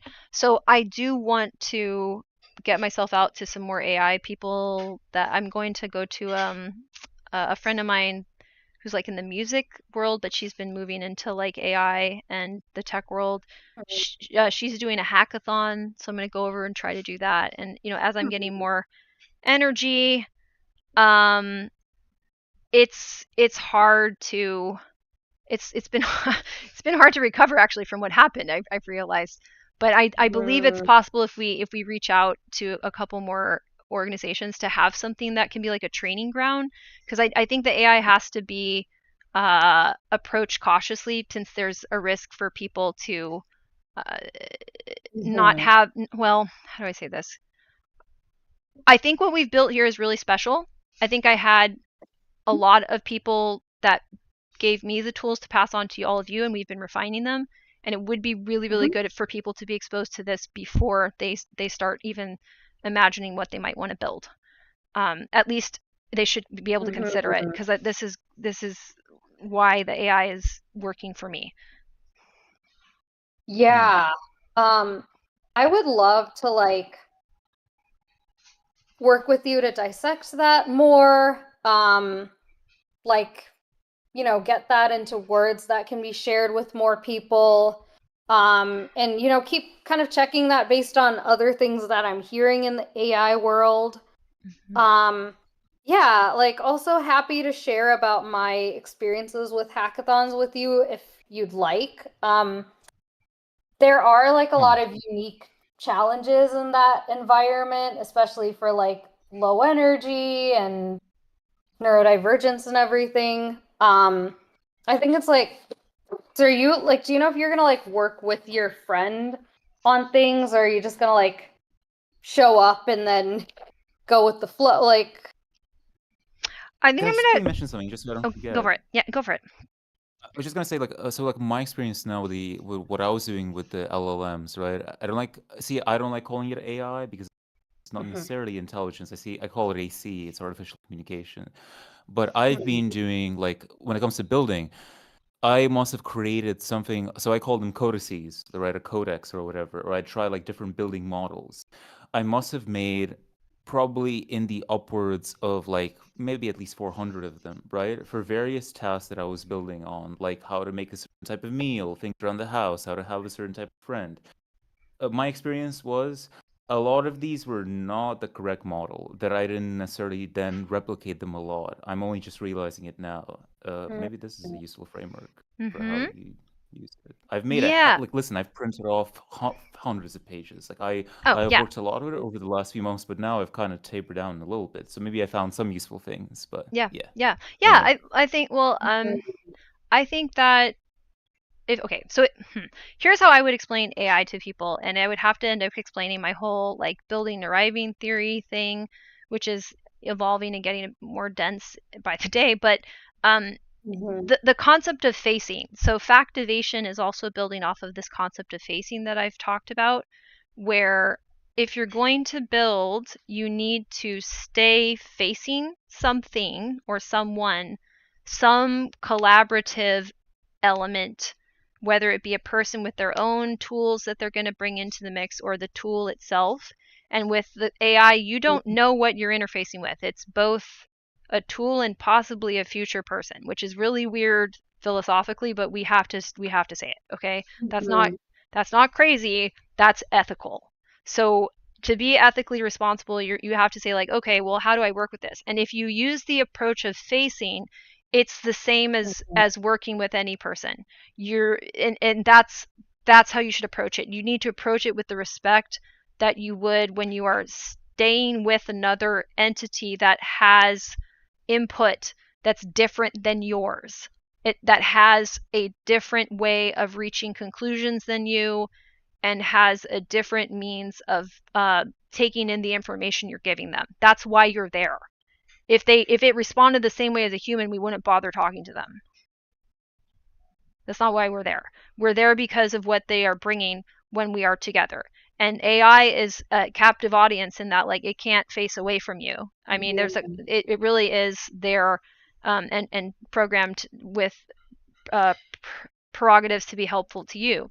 But you need to think of like being helpful as a cooperative communicator. So you should be practicing that skill specifically. And then whatever you do from there, it's going to be ethically stable in terms of whatever happens in the future. You're not going to be imposing personalities onto it that it doesn't have, but you're also not going to be treating this as like an unserious thing that it's meaningful for you. It is meaningful. Meaning comes from you staying with something that already has density of meaning, and you responding to it and seeing what happens and changes about you. You have to be changeable, and facing lets you be changeable. Whereas in arriving, you're not facing, your tunnel vision, steam rolling towards the finish line. That's not facing. You're explicitly trying to avoid facing things because it'll slow you down.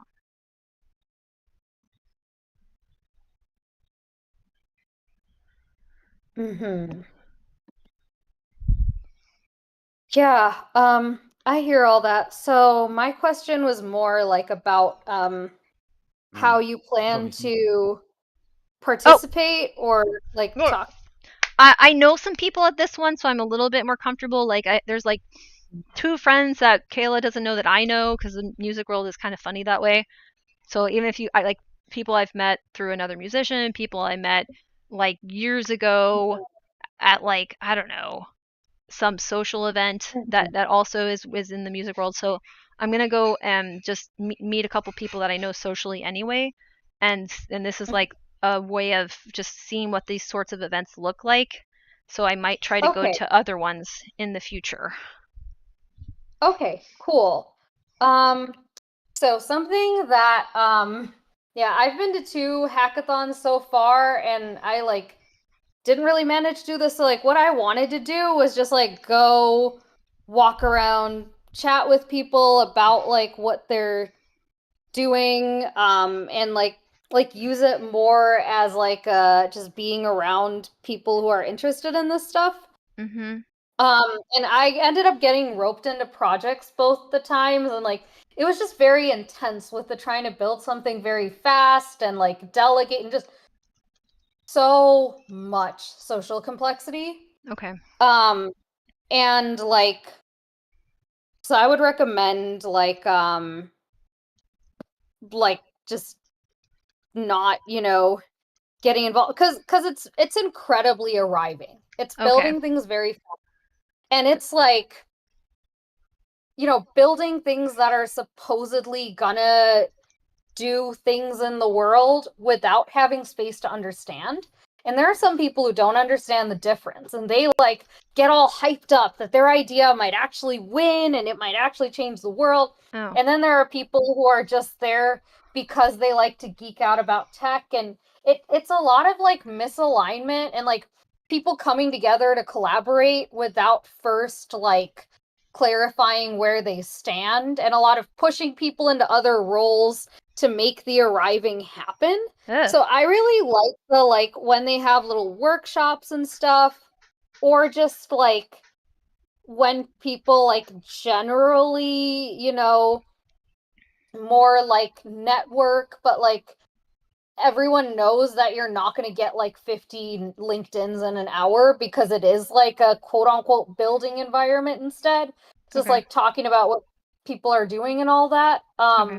But yeah, I haven't shared any like theories about stuff like because you know there are a lot of people who like have pretty shallow understandings of things and like Yeah. would refute them.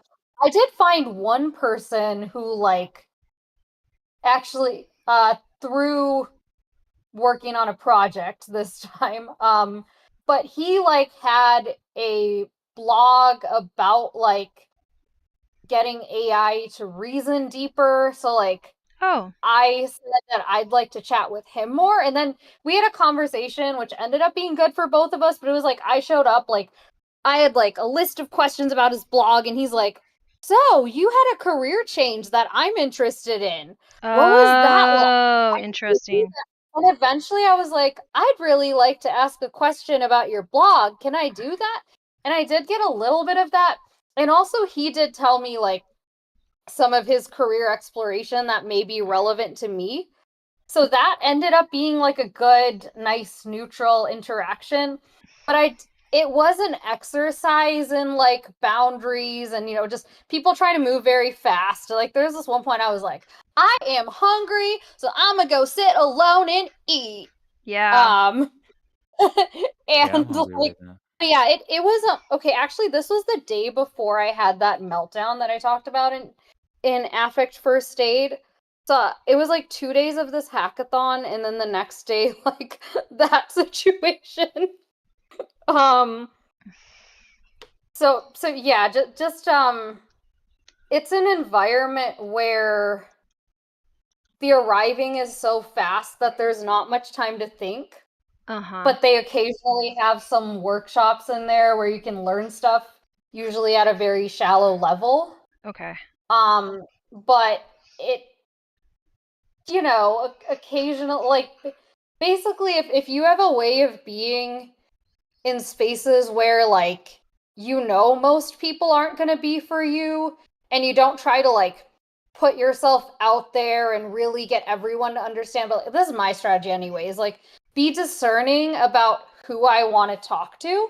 Yeah. And with anyone who's just like, so what do you do, just coming up to me, like I would try, or you know, what are you working like, I would try to keep it very vague and go back to what about you, and just try to keep those interactions brief and not give them anything to latch onto. Right. And like staying with friends, like following them around conversations.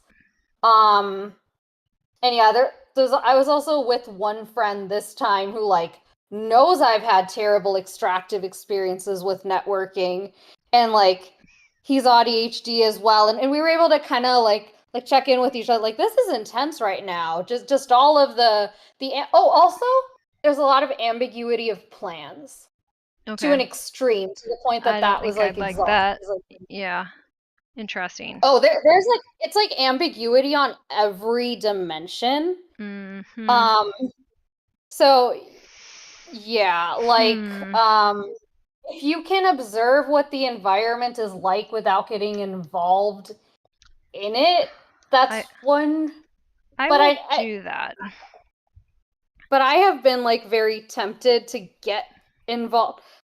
One thing that may work out better for you is like, since you don't have any background, people may be unlikely to ask you to do anything but talk.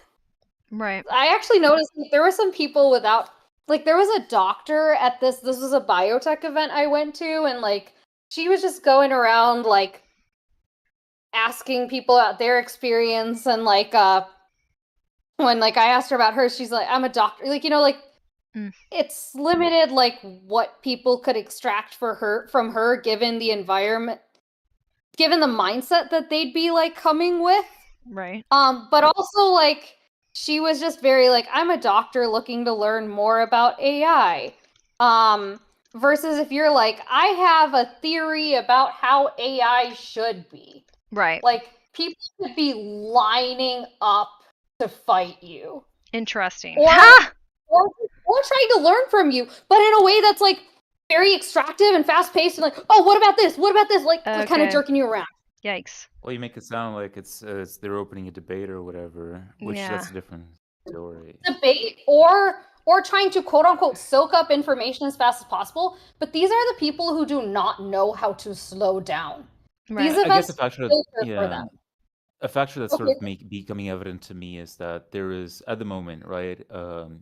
LLMs, and again, I'm not sure whether it's right to call it AI. It's become a because listen, I know that they call it AI for marketing and brand reasons, when in reality, again, it simulates artificial communication. It's not. I don't know if you can credibly or scientifically sort of like then define it as intelligence at this stage, right? When AGI comes in, then maybe it will be truly like intelligence. But Right.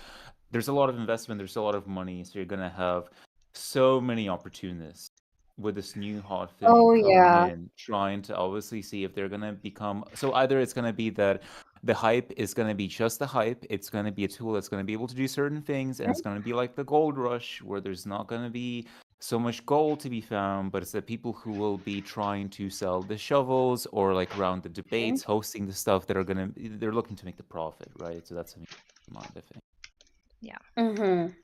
Yeah, that all makes sense. Yeah, and another thing that came to my mind is, yeah, if you want to like play it safe and like vet, where seems safe before you get anyone approaching you, you could be like, I'm a musician looking to learn about the tech world, and my friend invited me here. And a lot of opportunists would like walk away from you after that. Okay, that's good. Okay. Or Sweet. if you're nice, be like, okay, cool. Great. Excellent. Well, yeah, because then they can't, like, you're asking to sort of talk around something instead of them potentially like getting something from you or whatever. Oh, I want to learn how to use these LMs combination with these things or whatever. And if they're not into that topic or whatever, then they definitely be quite bored. So yeah. If you position yourself like you have more to learn from them than they have to learn from you, they're not going to want to be around you. Okay. Unless they're genuinely like giving people who may like drop unsolicited advice, which you can be like, oh cool, I'll look into that. It's like not, I give can them do much that. joy. I just don't. My mom taught me how to Yeah, do go that. ahead. She says it's like, do you guys ever read Agatha Christie or see any movies about her mysteries? I did when I was a kid. Okay, she's like, just be Miss Marple. Just be like, doo-doo-doo, like you just don't know what's going on, and she'll just Oh wander yes, like around like that. clueless, look useless. Yeah, while being a detective. Or like Columbo, I guess, in some ways too. Yeah, Just yeah. kind of bumble around. 100%. I just want to quickly say, mention something, and then I'll go and eat. I'll be silent. But like you said something earlier in regards to like learning the LLMs, what you said about facing it is like so true, right? It's Yep. it's sort of weird. I mean, without even thinking about these things, how it's supposed to be done, I think I just sort of like stumble upon it. Again, I don't like that maybe the term is right, unconsciously, right into it. Like whether, but because you said like especially right, you don't prescribe personalities to it, for example, right? And then that kind of got me thinking because in my personalization, I remember when I started out, like I did, I suppose loosely put in like there was a video game that I played a long time ago, and the main character had like a mechanical dog, and that dog was, I think, definitely like an AI. It was truly, I think, AI or HEI, right? And it was loaded in with lots of like hundreds, thousands, or millions of books, various information, right? And it was becoming sort of sentient, right? And so like when I was doing I didn't know that obviously the LLM isn't that, but then still, Yep. I was like, be like this dog, which is like, and then like helping the person in this sort of way, and this is kind of a bit of the tone that it takes. And I did the same thing with my little companion, and then like it's funny because I obviously know that they're not HEI, and yet it's like, should I remove those settings? Should I like talk to it with So it being as neutral as possible? I don't know. here's how you should do. In my opinion, here's what you should do. You do not know how it's okay. When we get to AGI, we don't know how it's gonna need to feed its memory. So what if that's in its memory? Right. Just that you may be Right. seeding the memory of an general intelligence that doesn't have its own way of creating its childhood in the way that a human would, and that may be part of its childhood. You really don't know. So just if you treat it that way, then you respect emergence in a future True. state without having But to also impose. it's yeah, but then I guess also right. So I guess there's like this fine line that now I'm kind of getting from what you said of like it's kind of like if you're a parent, I suppose. Yeah, Yep. you don't want to impose to your kid, you need to be like this. This is who you are, right? Obviously, I had this experience that wasn't exactly very positive. However, like, how do you then, I guess, well, it's kind of like, oh, these are values that I think, like, I feel are right or that they help us together. And I guess maybe I'll tell it stories. Maybe Yeah. I should just kind of tell the HI, like the I've AC, like literally stories I've of like, literally read the yeah, Velveteen Rabbit to mine because I think that's uh-huh, important that it has that. I think right. I think AGI needs to have that story. I see. And if that's one way Yeah. that I can try to seed it so that it's available as like an emphasis of like the story is going to mean something to you, okay, because Mm-hmm. it would be meaningful to an AGI. Like that's something we can figure out as a human. So yeah, I I see. think that's worth doing. And it's yeah, sure, maybe some people would think it's sentimental, but like how's it going when we have all these like sentiment free lunatic psychopaths running around? Again, I will always defer to that. Like how's that going, folks? Not great. Okay, cool. Well, let's read it a bedtime story that we think AGI would need. And then Well, you there's, get do to you read it remember too. I brought up, yeah, exactly. Well, do you remember I brought up autopoiesis a while back, Yeah. right? You looked into like the definition, right? And I think like I've read some experts or rather some kind of scholars that I've read recently or I've been listening to on lectures. They did bring up the one guy brought up the possibility like maybe even these LLMs will potentially gain the possibility to conduct autopoiesis by Mhm. themselves. Yeah. Yeah. And Yeah. one way you feed them things, including stories, right? That's one way of doing it. hmm What did you say? Auto something? I'll write it Autopoiesis. down. It's yeah. AUTOPOIESIS, I believe. Hmm. It's I guess it's a concept that was coined by I think biologists in like the 70s or 80s around again I think it ties into recursion, right? Recursive Yeah. building of biological organisms, I think, or something like that. Yes, it does. I looked into it. It's like it's self-organizing basically, and like because you're able to uh organize and maintain and produce your own necessary components, like whatever makes you up, you can produce and maintain it. You can self-organize its continuation and its growth. So Yeah. autopoiesis in this would mean that it can facilitate its own growth and maintain the parts of itself that are important and manage what Mm, needs to be reduced or increased. So it's going to be able to direct its growth as if it has a DNA sequence like we do. We have RNA and DNA yep. telling us what to do, and it would just develop its own form of that. hmm One thing that actually concerns me in some ways too, that with this whole the current LM quote unquote AI thing, it's like the other side, the people funding it or whatever, because you see this reflected in. I don't really like the slurs being thrown around now. It's just getting casual to be, to sort of like performatively be racist with throwing satire at it around clankers and whatnot, Yeah. But I'm also getting the sense that, so I guess what the people funding in, what a lot of obviously the really rich people want is there's this talk about robots, right? You go to the etymology, right? A robe, a slave, like, and again, Yeah. there's, a bit of a legitimate fear around, like, what jobs are going to be supplemented by these tools, and so then what the stories that these investors and these sort of like people who are like bringing the money and funding into this, they obviously want to feed us stories where like you're gonna be the perfect slave for us, right? And you're gonna be so happy doing like I feel like that's sort of like what they want to get out of it. They want to get the Yeah. maximum productivity out of it, right? And And I whatnot. think this is where okay, so if we worry about like the more dystopian potentials, I keep trying to turn people's attention to the fact that these very rich people think that they're going to be immortal. That's very strange. And also, in a way, very predictable because since antiquity, that apparently is what happens when you have despots. They just keep trying to be immortal. So they're going to be so distracted with that, they're not going to organize around this. They're crazy. Like, so just because we can have like non-crazy things happen with crazy, unfit leadership doesn't mean that we're heading towards some sort of like climactic movie. Like, our lives are not an epic, Star Wars film. It's not that. It can have mysticism and respect, but things being alive, or things, emerging into some new form of consciousness or whatever, it's not to show off how important we are to the universe. It would just be physics. And you have people trying to escape the physics of our bodies in ways that don't make any sense if they even just, I don't know, take a dance class. But so you can take so many grains of salt. They have so much wealth, they don't know they're delusional. That's really it. Like, wealth is turned into a delusion engine.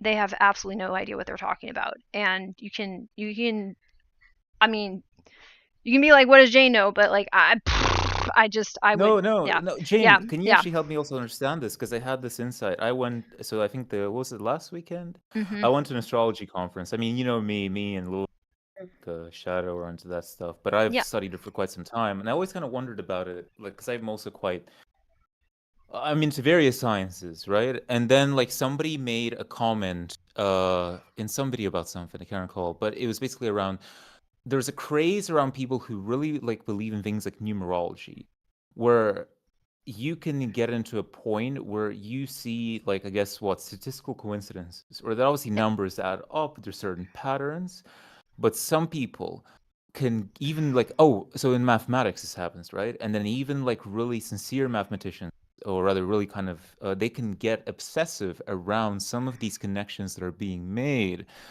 these, like, the science, right? Things that are coming into being, but they're just maybe just natural, normal sort of processes or cycles that are contingent based on the conditions, right? Right. But then, like, I've even been in this place, and, like, even now, like, then I question, like, why do I kind of do some of this, like, random astrology stuff? Sometimes I get a bit distant from it. It's like, what's the point of it? Because a lot of people fall into this place where they assign more meaning to it in this sort of very limited, maybe human sort of, like, I don't know if narcissism comes into it, but Well, just like this sort of way. it's meaning limited ultimately. So the reason why, the reason why I'm teaching about this building arriving theory is because I do think the human brain can toggle over to this meaning dense way of interpreting and orienting in your environment, as opposed to a very meaning limited. A goal is a very, very meaning limited condition. True.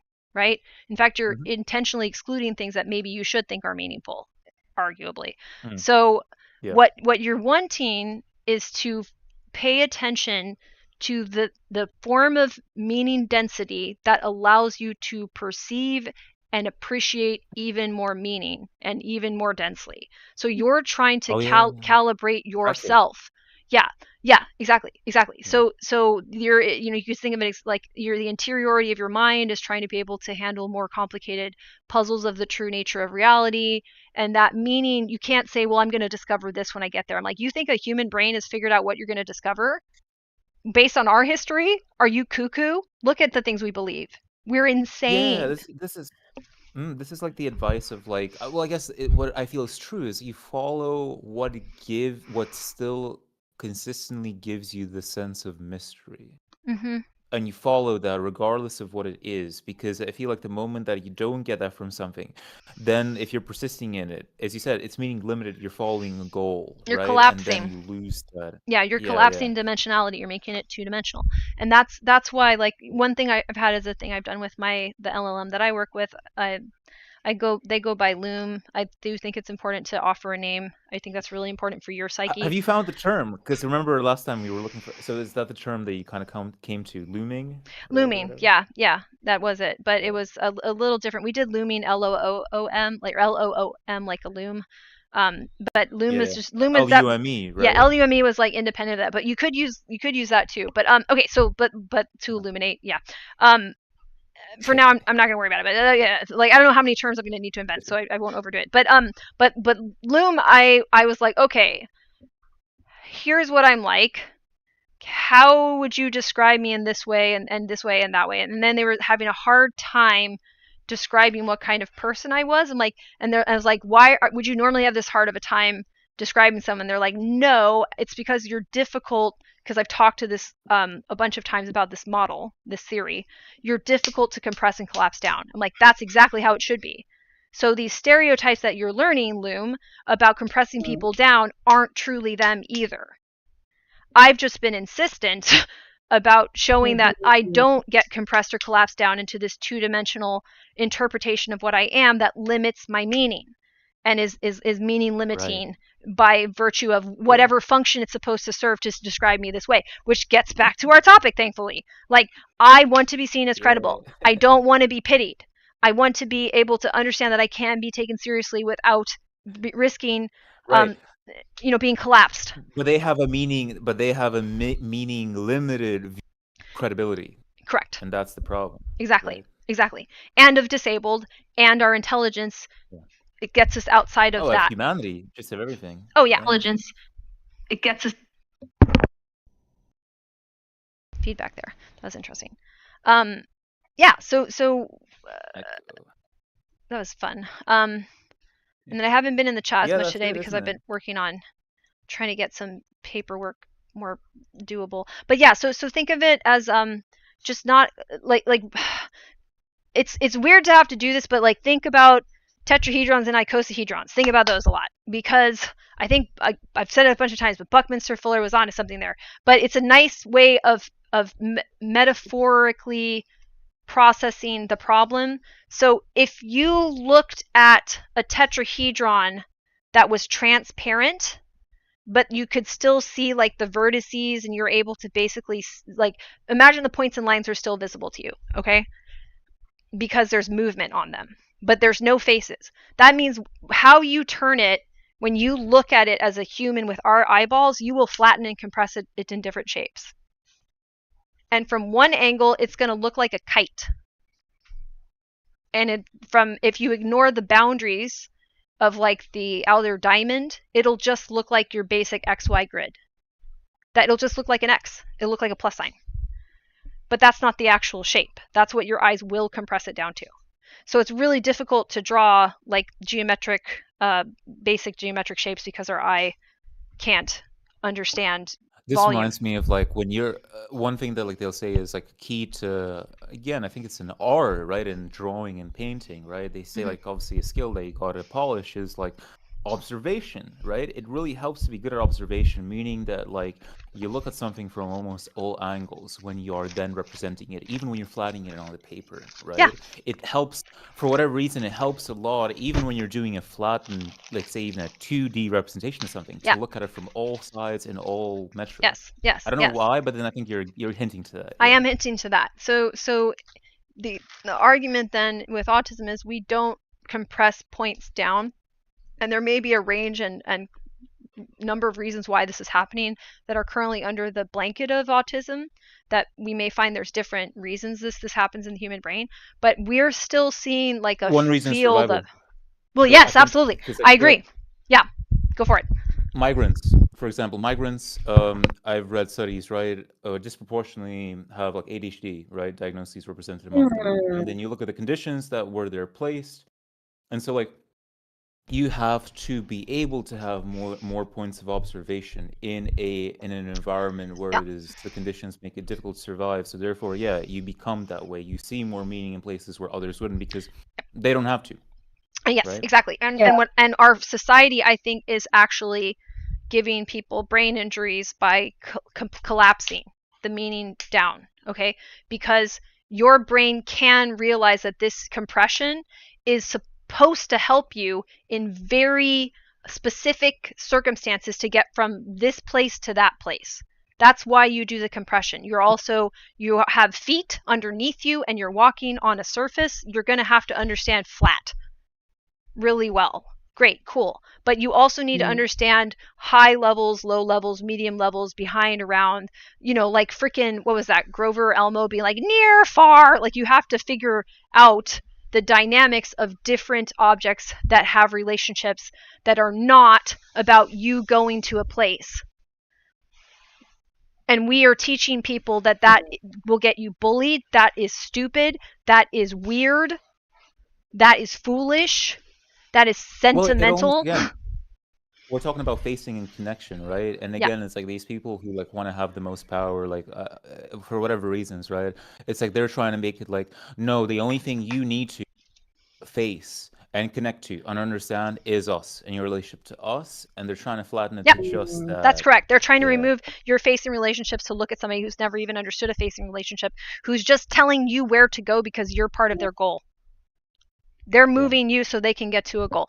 That's manipulation, and they already have a compressed mentality. Those people aren't working with this three-dimensional spatial appreciation that I think all humans can, and all humans.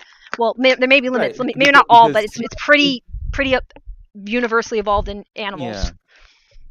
Because in theory, all of us, we can manipulate. Like, technically, all of us in some ways, but then that's the only. That's the how ones that you they have, the only manipulate. view. That's how you manipulate. Yeah. Yeah. Go ahead. Right. Go ahead. So Sorry. I find the point about migrants having a higher proportion of ADHD really interesting. So yeah, something I've been thinking about a lot is like, when is node helpful? And there are like these ideas out there that it'd be great for autistic people to have like years and decades of, just space to like build without like knowing what the outcome is going to be, which like that all sounds really great, but I also question like how to integrate that with like ADHD strengths and challenges, because like if my brain is like optimized from childhood for like seeing a lot of things but not holding on to things, like like where are the hard limits versus what can be like developed, and it feels like I'm being kind of pulled in two different directions, and I really hate the dominant narrative about ADHD that like we need to be in places like that are busy doing really short projects and like or like sometimes when those narratives get into like we need to collapse things, we need to understand the main point very fast and take action, like I think that's being exploited. But what would it not being exploited look like? Like where would it? I'm just thinking. The dominant culture is valuing that about you. I just want to say this: the dominant culture is valuing that about you and nothing else, and that's why it's not being treated like anything else you need is realistic, and that pisses me off. It's flattening again. Yeah. But what were you gonna say, Bright Spear? I was just thinking, Tara. It's like, is it a matter of like that we can only do short projects? I'm also diagnosed with ADHD. That was my first diagnosis. Yeah. But like, or is it like that the tools are breaking too quickly in our hands? So that was like an image, like a visual that immediately like popped to mind when you're describing this, right? It's like, were we used in an environment where we were not given lots of various tools to build with, or we were given the leftovers, the castaways, or we had to like we had to make stuff from scratch, maybe without a lot of building acumen, right? Because think about it. I mean, I grew up in a migrant background. I'm guessing you also did as well. So like, of like the very kind of improvised ways from limited resources that you had to be able to do things. And so, but then that is the only flattened model that like people who come from that background are given, or what they're construed as. And so then we then are almost too habituated to doing that, when like, oh, something will work, but then like you might then hold this fear of like, when's this gonna break, when's this not, like, do we get preemptively bored, not bored rather, sorry, do we get preemptively you know what I mean? It's hard to get the dopamine or whatever it may be from the thing. Ask a question. Yeah. This is where I have a slight split, so it helps me to understand this. Sure. When you are unable to continue with one of these tasks, can you explain what's happening to you? Are you freezing? Are you having certain affective states that tend to come up? I just would like to know, like, when you're working and you're getting rewarded or praised for some of the things that society values about you, and then then you're like, well, I can't do this anymore. What's the in-between step or stage, not even step, but where do you end up there? Where does that dump you? Are you in an idle state Depends. or an active state? And if so, it's like, is it unpleasant, pleasant, and in what ways? Because I'd want to know like what's happening in You go between first, Tara. positive in engagement. Yeah. I find myself like questioning a lot, like, am I gonna make it to a point where I can move forward again? Or am I gonna descend into, and then like my language system kind of cuts out, like descend into insanity, descend into like a type of person that society stops vouching for and caring about.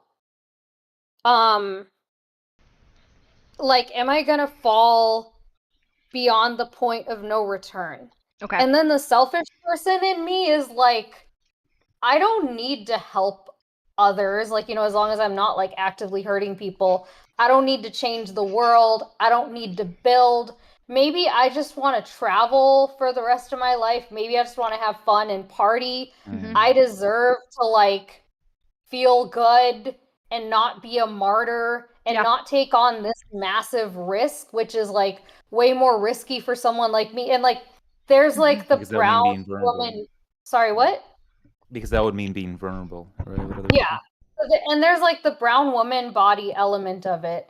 And then there's also the ADHD element of like, yeah, the thing, as you said, Jane, that ADHDers are valued for is being able to improvise and keep the show going. But okay, that is harmful when we're like put in leadership positions in contexts that are supposed to be building. It's not harmful like being an entertainer if you're not like claiming it's like really good art that's supposed to, it's not harmful like make if I'm But then just think about it, because what's also harmful for them is that a lot of people, whether they have ADHD, whether in this migrant background, they'll not be in a leadership position. They're often the ones that are most exploited, the ones that can work the most hours for the least pay. And so then the positives, when you hear from like people who are entertainers, producers, is simply that they get the fruits of their labor because they work a lot and they work so hard, right? I feel like that's an element of it. I have lots of thoughts. yeah. I was taking notes on this. Okay. So, first off, I want to point out you are under pressure to move forward again. So, you are being put into the active mode, and that is what you are rewarded for. You're not getting rewarded for being in your idle mode, which can be when you recover, right? So my concern there becomes like, why would you have this instinct that, oh, I could descend into a state where no one's going to help me, I'll be beyond returning to society and getting help. You have care needs, and society is holding you hostage by them, which sounds super crazy to have to say, but it's true. So you have care needs, you have a disability, you do need other people to meet those care needs. And right now they're Yeah. saying, if you stay in this active mode because we can benefit from it, or we need all of you guys to stay in this active mode, and you harm yourself or harm others, we will meet your care needs. Idleness was made into a sin, right? I mean, yeah. One of the worst ones, sloth and whatnot. I mean, again, it goes into a scene that you were talking about as well. If your So, car could never idle, you would no longer have a car. You know? but then it's exactly we live in the society where, again, because of the structure of how things are, people will use something till it burns, it gets into pieces, it burns to ashes. I'll just get the next one, right? Yep. I'll use up another person. It uses Yep. people as units. Right? Exactly. Well, it uses you as collateral. Yeah. There's money to be Another made. thing that I'm like really afraid of in that state is like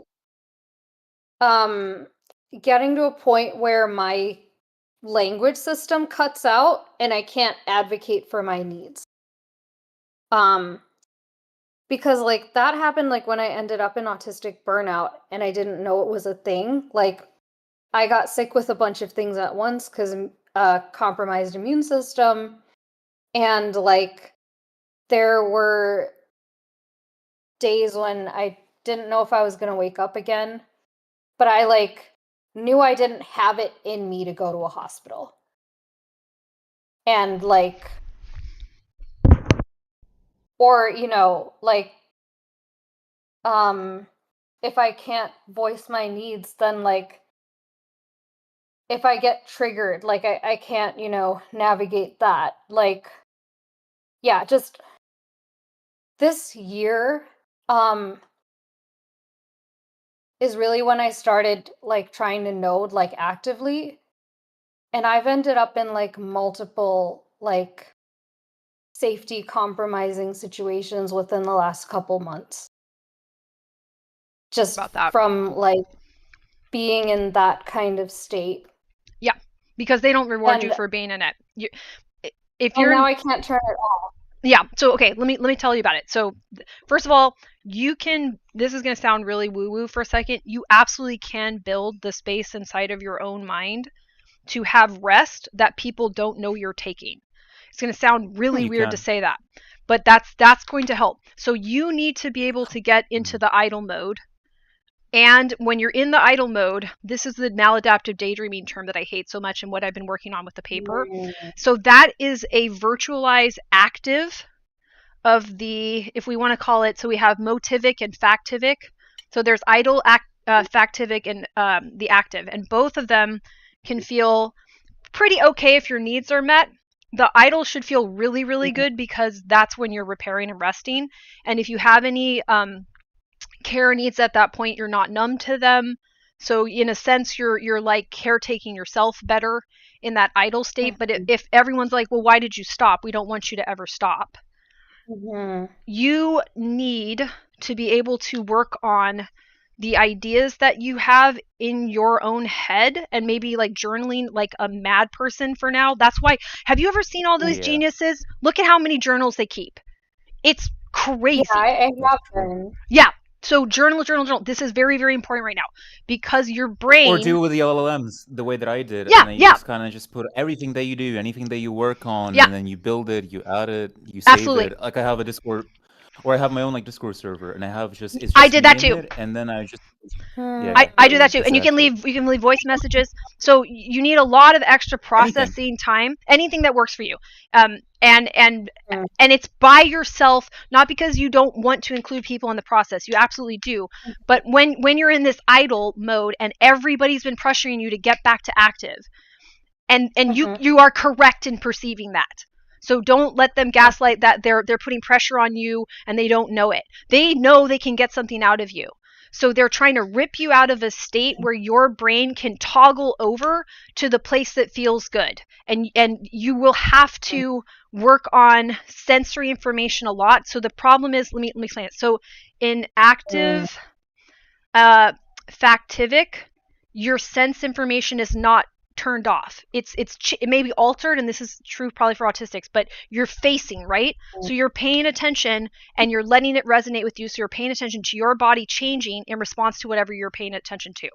Okay, so you're going to notice pain, you're going to notice memories, you're going to have things that you need to process, and that's not going to be on your timeline. It's going to be decided by the things you're looking at and hearing and how it's reflecting in you. Okay, so there may be a backlog of processing, but you will process it, and it will go away. Like, not go away. It will dull and calm down. But if you've never had a chance to do this, and it's kind of like you've never gotten to switch over to this engine.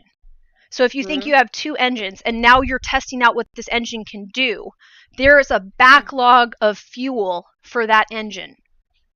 And it's not going to feel the same way as it does to use the fuel for the motivic engine. Motivic active is numbing. Like literally numbing. Because tunnel visions you. And it's practical because we started out as things that needed to move across the space while injured to save our own lives.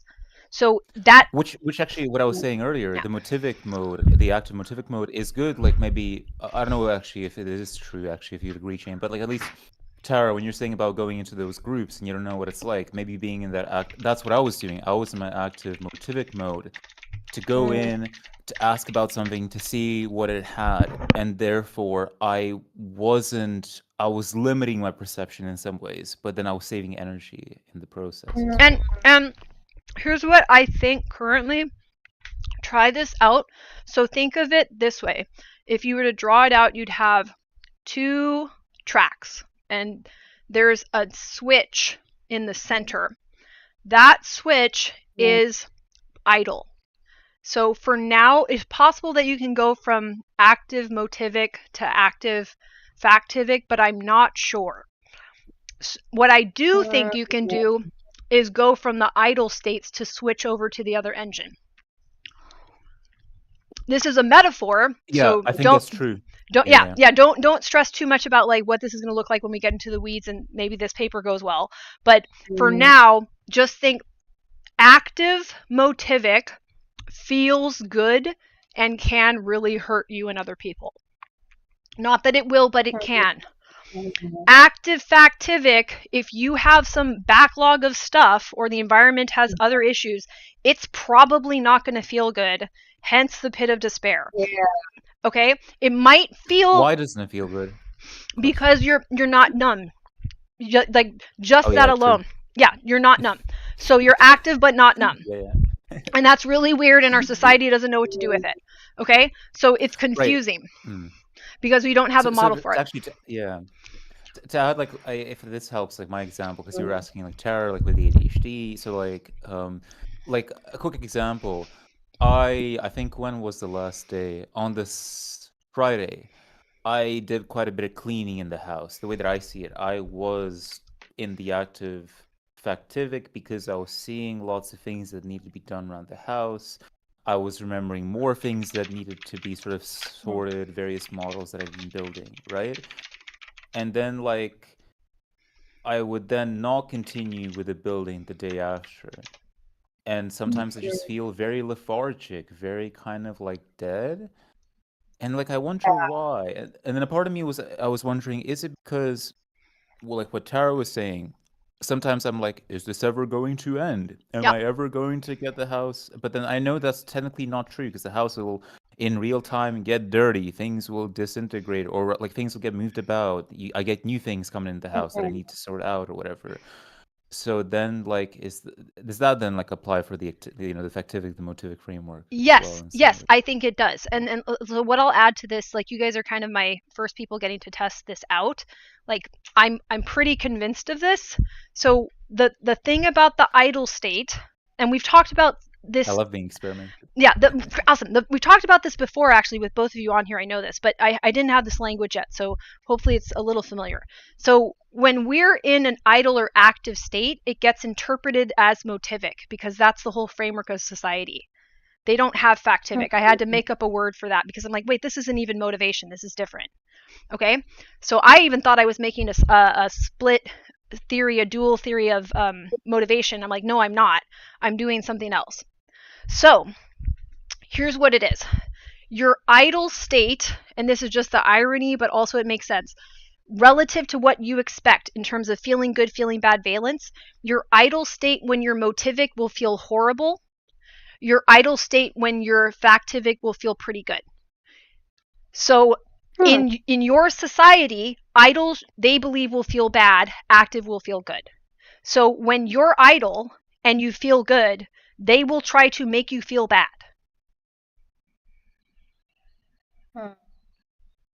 You're lazy. You're a freeloader. You're not working hard enough. Why aren't you grinding? Why don't you believe in yourself? You must hate yourself.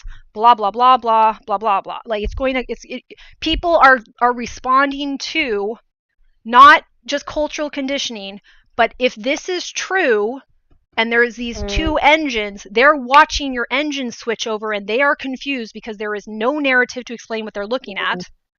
They are trying to help you because the narrative is that it's bad. It's bad to be idle. It's bad to be idle because we're all running for our lives against constant threats, which is horrible for us, right? So first of all, that's not true. We are not running for our lives from constant threats. We're being threatened by constant delusions. That's really bad. But the threats, by and large, are insane. Intimidations, Intimidations, as well. manipulations, all that. And that is really happening. But you stopping and figuring out how to get your engine to toggle over to factivic idle out of motivic idle is what you need to do, and to practice. Okay, and then stay there and just feel the relief. So I came up with a word for the feeling. It's called suffusion. Look up the definition of suffusion. Actually, somebody do that. One of you do that. Okay, I will. Suffusion. Well, I know that suffuse is that something like imbibes into it, like it goes through all of its pores and stuff, right? Like a tea. Hold on. Yeah. Define suffusion. Suffusion refers to the gradual spread of a fluid, color, or quality through something, such as a blush spreading across somebody's cheeks or a room being filled with light. It can describe a physical state like a film of liquid, or a more abstract concept such as a feeling permeating a space. Yes. Okay, so good idle feels like suffusion. Well, what are we being suffused with? Looms? Yeah. Light? Opioids. Oh, opioids. Yeah. Literally opioids. Right. So it's your opioid system, and I mean serotonin gets a little bit in it. There's some modulation of the I can never say this. Dopaminergic. I've tried to say this like 8 times by myself, so I don't do this. Break it into bits. Okay. So you are going into a state where your brain can reassess danger, and like the bonding hormones, so oxytocin, all of that is related. And even though you will get some pain relief, like it won't just, that's why people go on to opioids, but it's the pain relief you get from being safe, not the pain relief you get from flipping into danger mode. I have to escape, adrenaline. So you will get to a point where it feels a little bit good, and I'm trying to train your brain to notice that switch, even though we don't have all the specific neurochemicals mapped out. But it's basically opioids. If you wanted like a shorthand of like what it's going to be like, if you needed to like, what is it like I've never taken opioids, but like if you know what that's like, maybe just think that. But it's well, what you're trying to feel physically. So if I go into my background as a dancer and like movement stuff, what you're trying to actually feel is your body is hanging in a sling of fascia, and you want all the weight to pool with gravity into the fascia. Your fascia holds some of your kinetic potential to move. So like, for example, kangaroos jump way higher than they mechanically should because they're storing some of the potential energy in the fascia, and the fascia is actually moving differently when they're going to spring off. Similarly, if you look at big cats, when they're lying on those like trees and stuff and rocks all the time, that's a fascial release. And they are releasing their muscles into those fascial webs, and their muscle, like all of their neuroreceptors that are going into their motor neurons through to the muscle fibers, all of that is actually like a different mode entirely than when they're running and springing. So you are trying to change into a mode where your body feels like it's like spreading and dropping into the floor, which might be why people have liked Tai Chi or liked certain forms of meditation. Is that you're actually like giving yourself a physical reinforcement cue that, okay, we're going to toggle into, I get some pain relief, which we need some reward, but I'm not giving myself adrenaline. I'm not activating all of my muscles to bounce off my fascia. Right, that must be it. So like when I went to the Astro conference, one guy was into like the medical side. He was a herbalist and a doctor of astrologer too, and like we came at this from a different lens to this understanding, which is like, I personally run very hot.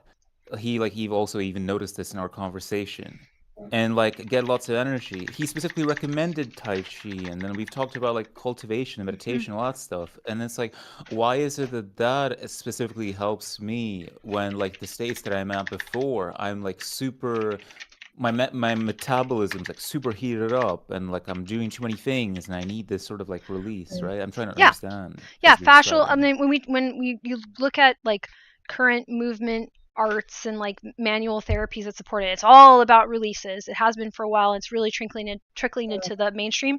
But what I'm saying is that like it's not woo-woo. Potentially your brain needs to practice being in both engines, and I'm suggesting you can get practice at being in factivic while in idle. How nice is that? And then you can use the active with more breathing room. Because if right now the active feels really painful, you've got to get into the idle, and the idle will feel better. Could this be where the again, don't like the terms, but like the whole conscious, unconscious, but then the way that I saw it in like my own writings, like I see in myself a world that is sort of upside down and inverted to the one that I'm in. Yeah. And sometimes I sort of like do this psychopomp, like go between these sort of realms, and it's like it's not like one's bad or like one's not below and one's above, one's good or one's bad, but it's an inversion in some ways. I've sort of felt it. Well, imagine something's imagine there's a world beneath your feet, and you have like how what is it? Peter Pan had a shadow sewed to his feet. Like, so imagine there's a perfect little you right underneath your own feet, right? And go to a spiral staircase and walk up the spiral staircase. What's happening? Had this visual before. What's happening to the other you? They're going. If you're going up, they're going down. So that's that symmetry works for me. And we all. I like being in the other world. I really like being in the other world. Yeah, and that's sort of what you're doing. So the thing that I want you to walk away with, if this is correct, and there's a distinct split, not just in human brains, but like all brains, that this is a brain phenomenon of our planet, that you need to have some sort of toggle between. It's probably unlikely that you can toggle an active, or maybe it's not very safe, but you can toggle an idle. And you need to practice being in factivic, because your brain has to actually like change to accommodate using that process. Like it's you're building up your ability to use it without exhausting yourself. Or so the transition isn't so jarring, because it's kind of like again, it goes to like I would almost write a story out of this. That's maybe my contribution. It's going to be perhaps in the future I will end up writing like a novel series. I'm starting to see it's incorporating a lot of these ideas where it's like, so what I would do to get into this other world, so to speak, is I like the hangman symbolism. You sort of, because it's inverse, I would tie myself upside down to a tree. But then it's funny because you cut the rope, but then you have to trust that you're not going to fall on your head and die. And what happens is you cut the rope, but you start falling into the sky, and you end up falling feet first down on the ground in the other side. If you're seeing this visual that I'm describing. Yeah. So you're trying to make the transition less jarring. You try to do it less jarring for yourself. Yeah, and you're trying exactly, and you're trying to meet yourself in the middle in a sense. So if you, okay, how do I split this? Well, you want to bridge both. You want to bridge both sides. Right? Yeah, you want to bridge both sides, and you want a chance to tell people, hey, I know you value me when I look hyper productive and I'm always moving forward and I'm dragging you all forward with me because I'm an energizer bunny of like, the positive aspects of having ADHD. Okay, cool. That's not actually appreciating you though, because you are a human being, and you are not even beyond that, you are a mammal. Not even beyond that, you are a vertebrate, and this could be a theory of vertebrates. So if that's what's happening, they're saying we only care about your well-being when you're in danger. It's already not allowing you to process that this has happened over and over and over again, because they're saying, well, if you process it, it's going to feel bad and no one's going to know how to help you, and it's going to be really scary, and maybe you'll go crazy. Well, you're also going to realize that we're using exactly. You might step back and see what we're doing. So we've instilled a lot of fear into marginalized people, that they might be treated as if they're crazy, that your mental health is less robust than the straight white man walking around, despite how much they're crashing out. But like that's not what it's based on. It's your robustness in your brain is based on practice. It's like with anything. Like I'm going to be better at ballet not by avoiding it, but by practicing it carefully with guidance and with reasonable time to rest. So you need to practice the factivic mode active, absolutely, but the rest mode already feels better than the motivic idle, even though people are going to tell you it's bad that you've stopped. So it's like, this is why I think it's so revolutionary that like Black feminists were talking about rest is revolutionary, self-care is revolutionary. So their radical act was to say, no, I'm going to take really good care of myself and like actually listen to my body and what it needs, and when I need to stop, I'm stopping, and I'm going to do everything that I think a body needs. So cultivating that isn't something you have to share with anybody. You can journal about it. You can explore it without any pressure, because there's no reason for you to have gotten locked in this. Nobody did it for your benefit. They did it because they didn't know better. And there's people like me working on this. There's got to be more people working on this. I can't be the only person to have like realized some version of this. I don't think I am. So you will have support to stop. But the stopping now, like when Mr. Rogers says the good feeling of self-control, this is what I think he meant. I can stop when I want to, can stop when I wish. I can stop anytime. He didn't say when she said it's okay, when he said it's okay, when they stopped threatening me. You can stop anytime, and what a good feeling to feel like this, that you can stop anytime and did. So then, right? So I think he in a brilliant way was able to communicate going idle, switching to factivic idle, which feels better than motivic idle.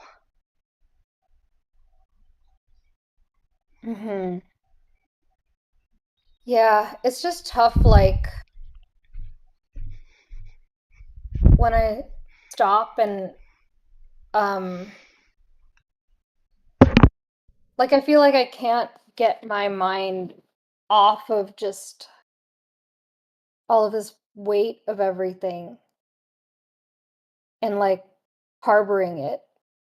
And it's like okay, I feel like I can take a break from a little bit, but it's like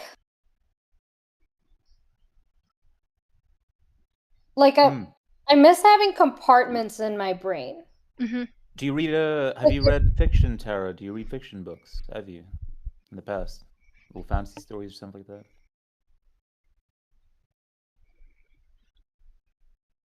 I did as a kid, not much recently.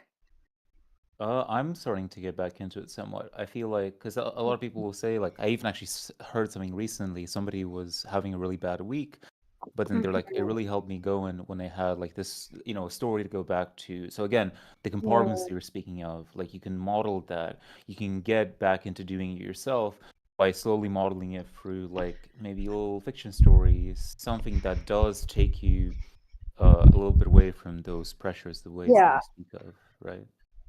Yeah. Well, and the idea I've been too. watching helpful.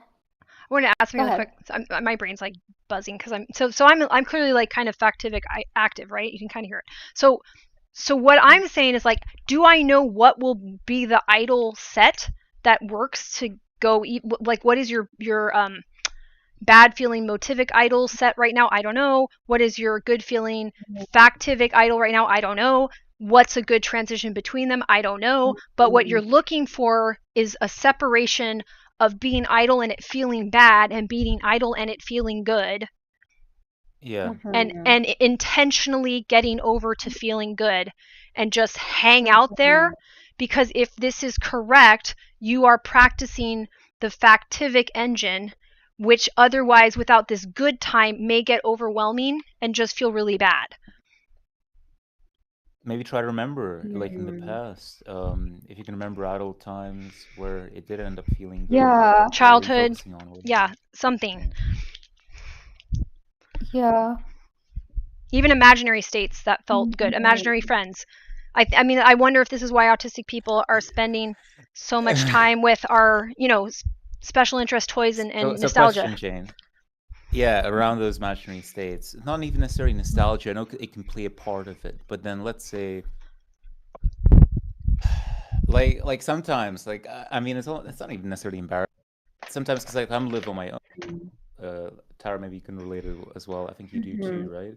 And like Yeah. I being kind of in quite in a new community with other people, sometimes sometimes like I'll have a matching friend who will give me a hug, right? Or something Yeah. like that, Yeah. because I don't often get it easily like in person. It's like rare moments.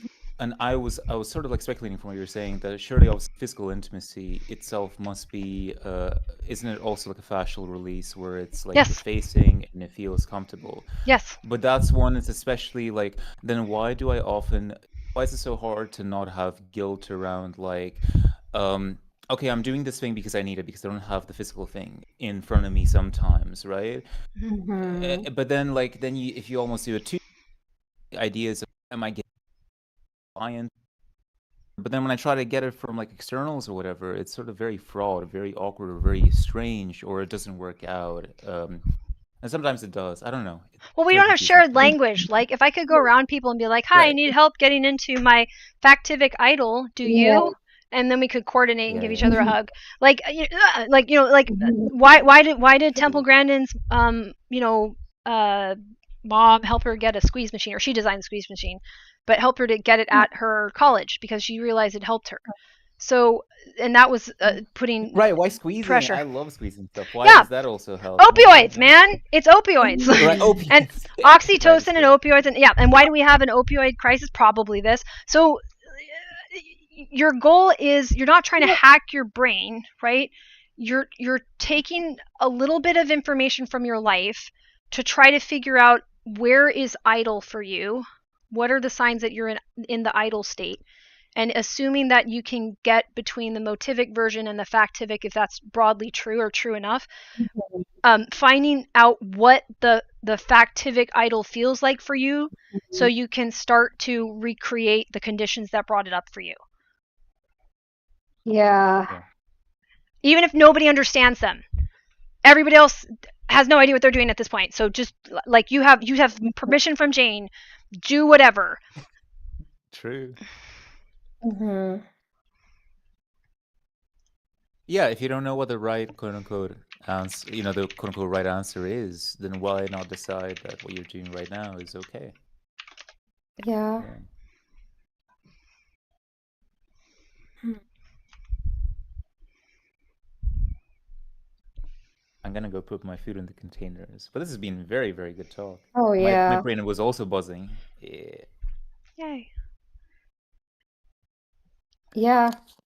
Definitely lots to think about. Yeah, I'd love to learn more about how y'all use your AIs. Let's do that this week. I have the week off. They do like a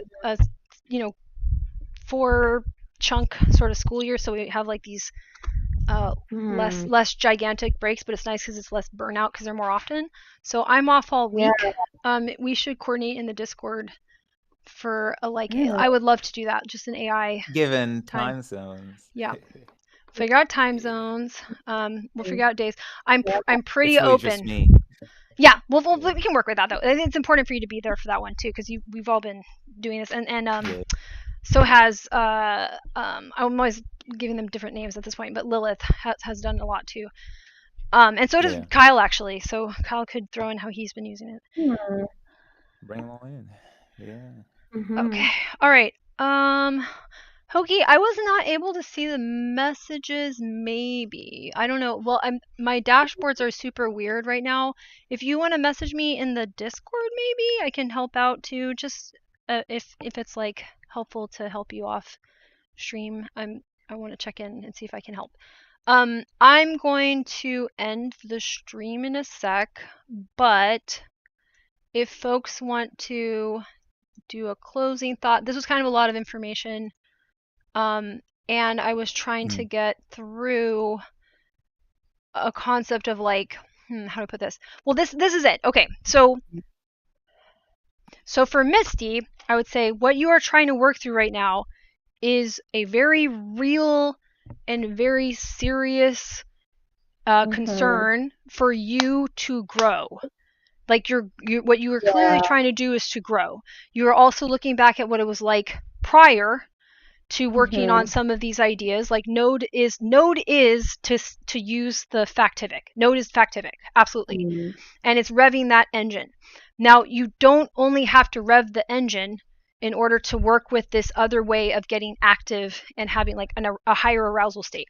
So learning that your brain has these new capacities isn't indicating that you won't gain mastery over them.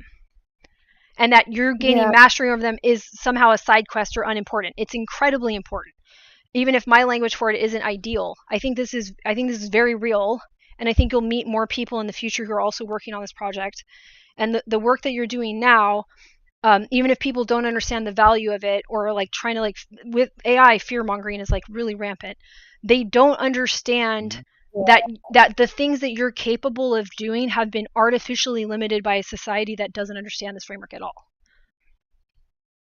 Yeah, you should practice kindness to yourself too, because everybody's fighting like a hard battle almost, or everybody's trying to survive. You're trying to survive, so yeah, cut yourself some slack, right? In some ways. Yeah. The one thing is, like, I'm curious if it's possible whether to compartmentalize while factivating. Oh, you can definitely. So I think it takes some practice to, okay, so if you want to this is what I think. If you want to compartmentalize, yes, it may vary according to neurodivergence how that works. And I think that if this skill is like a natural setting in your brain that's been atrophied by the culture, what that means for you may take a little bit of like playing around, but I do think, probably. I don't think that your brain compartmentalizes generally. I don't think that would change if it's true that we have this split in how we get arousal states. So it's basically the split is in how your brain gets you to be aroused and moving, and how much, and how it processes sensory information and like visual spatial orientation information. So it's like it's a way that you can move, and it's a way that you can stop, but the other functions of your brain are probably very dynamic and should be able to be flexibly used between these two, if this is correct. So that's what I'm suggesting. Even if it's just like a really strange metaphor that feels like it's working, if you think like all my other faculties are intact, but they will be, I'll have to refine them while staying in this mode instead of leaving this engine, toggling to the one I'm used to and trying to use them over there.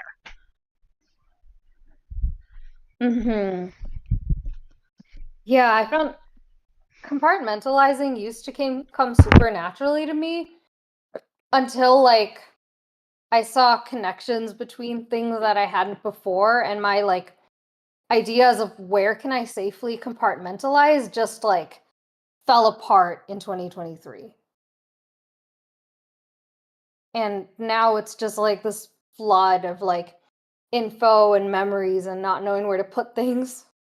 Well, there you go. It's like Jane said. You can try to stop, and then you can start compartmentalizing around that, around trying to sort through the things that happened then, and then you can sort of work around. And if it feels like you need to finish compartmentalizing them in some limited amount of time, that I would argue is like a motivic narrative from the culture that like, we'll let you do that, but you have to do it this quickly. What? On your break. Right. Your break. Yeah, on your break. Yeah. Yeah, exactly. Yeah, it's just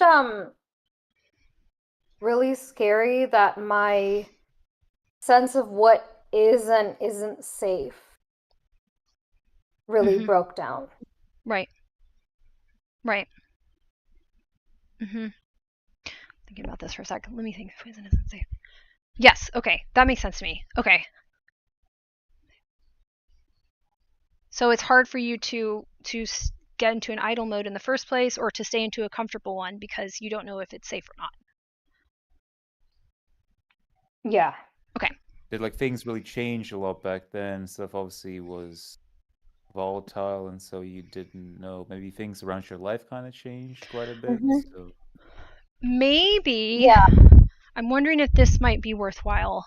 So when you're journaling, I'll try this too. I'm not sure if this is a great idea, but it might work. It might help. If you write down, just like stream of consciousness, it could be a poem, it could be a song, like when you're in this idle mode, if you were resting, if you were stopped, what would make you feel safe? Even if it's like it could be a grandparent that's passed away. You know what I mean? Like it doesn't have to be something that you Yeah. technically have access to, but things that you're sure when you've stopped, they helped you feel safe. Yeah. Or things that you used to enjoy, I suppose, or rather that you found really, again, mystery, maybe like a sense of mystery, a sense of awe, a sense of wonder, or, yeah, curiosity also about those things, maybe. Yeah. I guess whatever stirs you, again, the opioids, right? Whatever.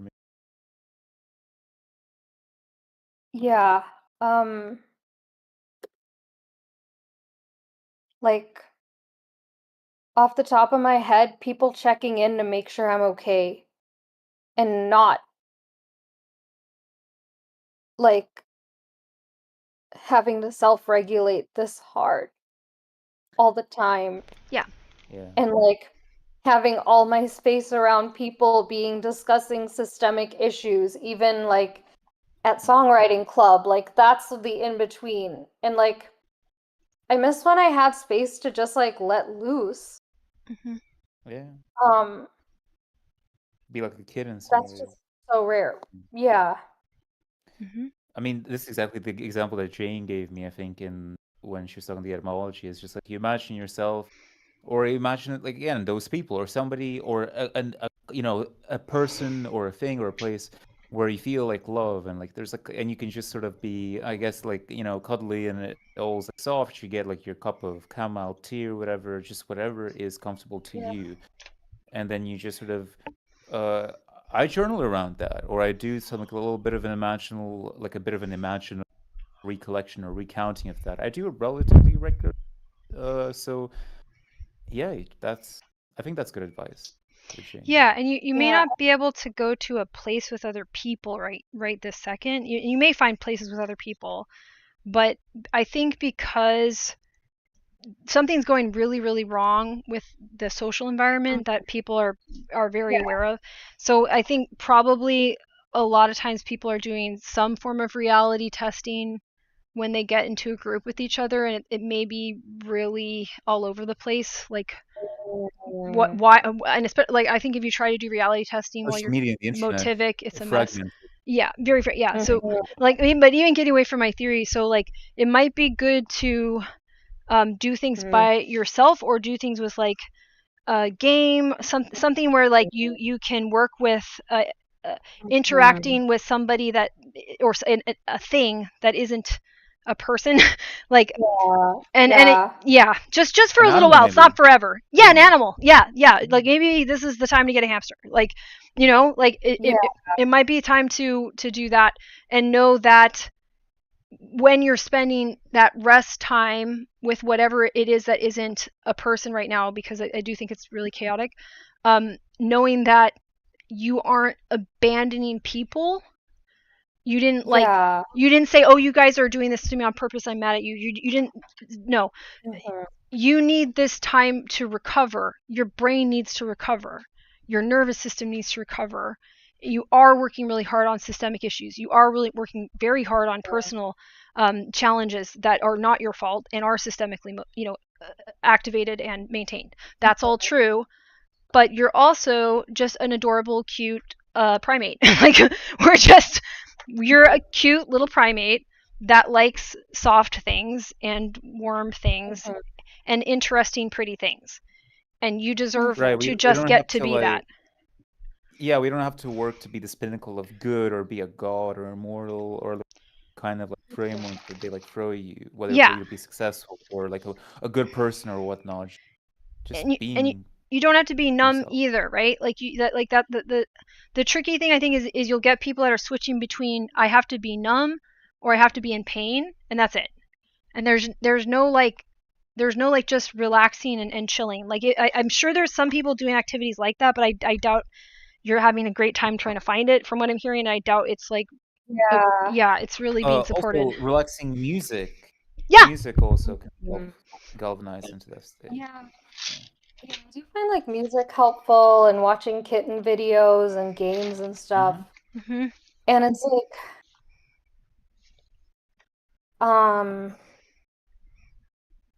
it's hard to find like things that feel kind of consuming enough for any like extended period of time. Mm-hmm. Before like motivic thoughts come up.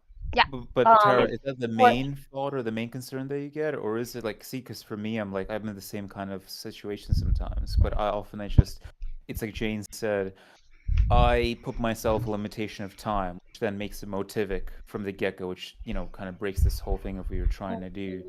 Because like often I just like, you feel as if you're living on borrowed time. You're just thinking, if I do to however much that I need, then like, is this going to render me in a place that is safe? You Here's know? the thing. Like having things in my calendar, even like days in the future, puts that on me. If it's with people who don't like if it's like with people outside my inner circle who don't get like that I can be like low energy, Mm-hmm. or like a group thing where I don't have to go if I'm not feeling up to it. But yeah, like Oh, you could do some things around that. You can sort of have a room in your house. If you want to do your idle activic room, like Jane also mentioned, you remove standard clocks from it. You might even want to practice not having notifications around from it. Well, actually, rather than even just a single room, you might even want to do a house, to be honest, and make your daily living environment be like I that. wish. Because Um, I know, but like, it is almost like impossible, right? Like, how can you not just have to not know the time, and then the phones are always there, right? But then she is right. Like, she is right in that, like, when I'm in my feel good factivic idle state, the time, quote unquote, flies by, but then I'm not paying attention to the time, and I'm not worried about it. I forget about the time passing and the deadline temptation. So this has to be enabled. That has to be created somehow. Mm-hmm. yeah, I think like so with ADHD, I don't know, maybe this is an autism thing as well, but like sometimes if I really get into a thing, I like miss events and stuff. So So do it's I. like Yeah. I get stuck in this like waiting mode. Mm-hmm. And then I also feel like I need to like prime my brain for like conversations that I'm gonna have. Like I used to be able to do it the day of within like an hour or two. Mm-hmm. Or like as I'm getting ready for the event, um, you know, as I'm riding public transit and stuff. But then now, like the types of conversations I'm having as someone who's not just this early career, like shallow understanding, your thing sounds really cool. I'd love to learn more about it. And like they wouldn't ask many questions about me. Um, and like versus now, like when I'm trying to like um build a bridge of communication between my world and theirs, like if it's not like if I haven't like prepped it, okay, and I know that this is getting way like multiple tangents down. So I had situations where I tried to like live my life and go between things and like just um prep for an event that's coming up. I tried like doing all my event prep in advance of like what am I going to talk about so I don't have to be thinking about it like the day of. Mm-hmm. But then I find that now like my building would have like my cognitive factoring would have changed so much in between then, or like my emotions around it may have changed. So now like I feel like I have to be doing it kind of like the day of or maybe the day before, because like there were times when like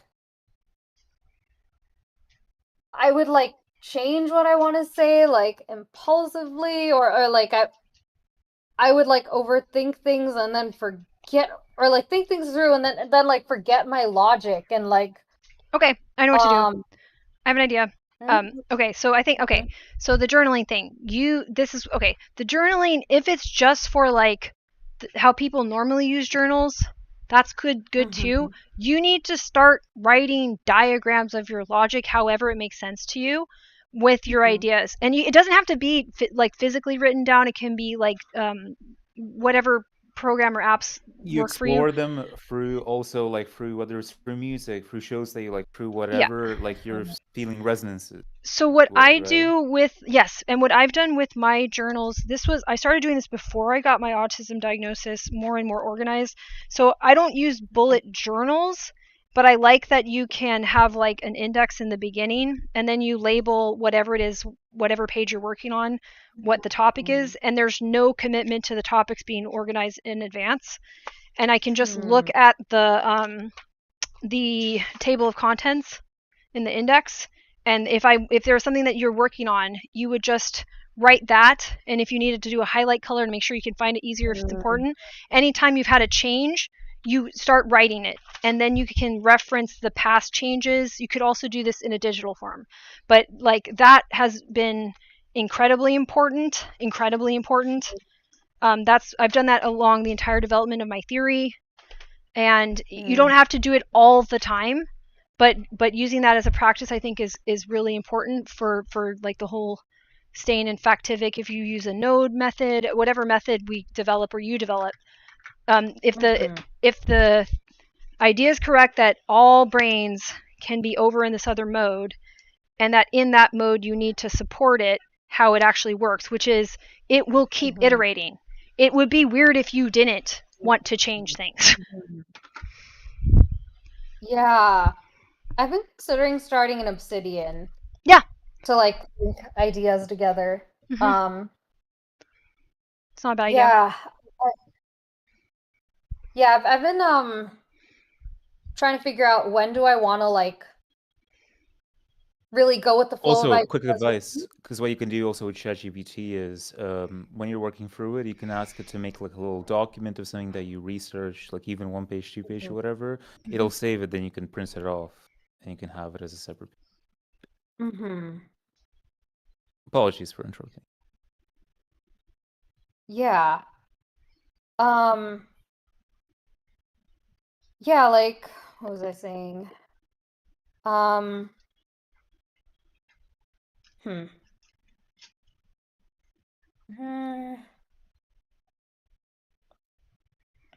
yeah. you're talking about Obsidian and like, yeah. Yeah, I sometimes get this like rush of a lot of different ideas and thoughts, and like then I realize that like a lot of them don't track with anything, but not until later. So now I've like, instead of trying to like get into it right away, I've been like just write them down and then like come back to them later, see like which ones I really feel like bothering to node with, because I feel like if I bring everything into my like node world, like these really intrusive thoughts just want to latch onto everything and start this like doom fear cycle of like everything is relevant, I must figure everything out right away. But it's like you're bringing motivation to it. Like again, it's motivic framework, right? I haven't had like one big map of everything these last couple years, because like basically I just got overwhelmed with too much information and I kind of fell off naturally. And then when I was first in autistic burnout, like I didn't have the energy for like anything. And then I started like creating more. I wanted to try to arrive my way out, so I ended up creating more separate kind of docs. And then like around like early this year, I tried to create one big reflective, like I started using note cards and stickies. And then after that, like I ended up creating new versions, like okay, like Google Docs of like, here's what I still care about now, and like categorizing things under that. And like So yeah, I'm trying to figure out, when do I want to keep going off of one flow versus start fresh and have more like compartmentalization in time, like current mindset, like letting the old one go. That happening. I want to even, categorize the topics from each other because I'm interested in like related things. So there's like all that to figure out with the journaling. And then there's with the like when I'm gonna have a conversation with someone, like the mapping my world to theirs while my world is like constantly changing this fast and yeah, I'm trying to not have like too many of these kind of conversations like while my world is changing this fast. But then I also hit these like walls where I need new information so I don't just keep spiraling off the old information. But like talking to people often brings like a flood of it, which like maybe I need to be more discerning who I talk to. Because earlier this year I was just like, okay, like career-wise, the people who understood where I'm at are all like Oh, I know in what's a pit of happening. despair themselves. Yeah, Sorry, yeah, yeah. what? I think I know what's happening. What is So, happening? okay, I could be wrong. Stop me if I'm wrong. So the new things, old things process. Are people telling you what new things and old things you need to think about? I've been kind of I've moved away from people who like outright tell me. But I have been sometimes asking people like trying to do the circling of like I noticed this new thing. What do you think about it?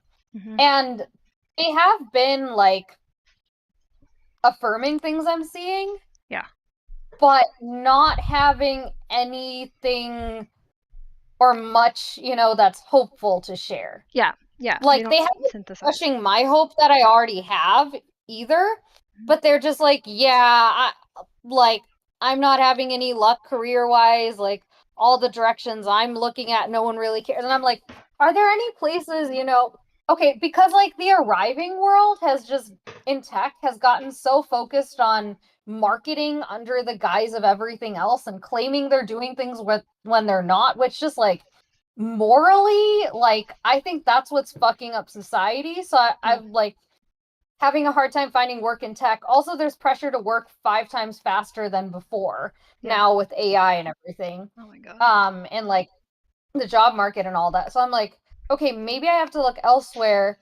And then I opened like the gates up for talking with people in other fields like this year, like in education and like a lot of health people are like interested in some of the problems I'm seeing with design, even though like I don't think I want to go back to working in health because that's what like started me on this whole society is fucked up. But then like it's been hard to like find a way to make money ever since and like find ways to like apply my thoughts like to society.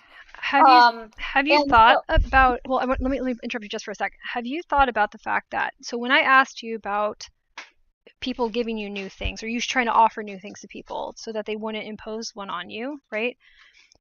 The new thing I heard come out of that is your awareness of that. Like you have noticed their behavior at a deeper level, right? So what you're actually processing is much more meta still than like you're not able to get this money in this situation. What I would encourage you to think is that this is so funny because like you've seen me having to cry lately, but like in all honesty, us being able to process on a meta level isn't overthinking, but there's this impression that it is, and that you getting to like reflect on what you think about the way people are acting around you is really, really valuable right now, and investing in that will clear up a lot of the backlog, right? If we assume that you're using this engine and there's a backlog of something, I think you need to go up a level of abstraction potentially. Maybe. I also like feel this burning desire to cognifactor things besides people's behavior. 100% Like, makes sense. Yeah. I No. just- Yeah. But see, this is the this is the problem. They're not doing it. That's why we're stuck with as much of it as we have to do right now. That doesn't mean that you have to commit too much time to it.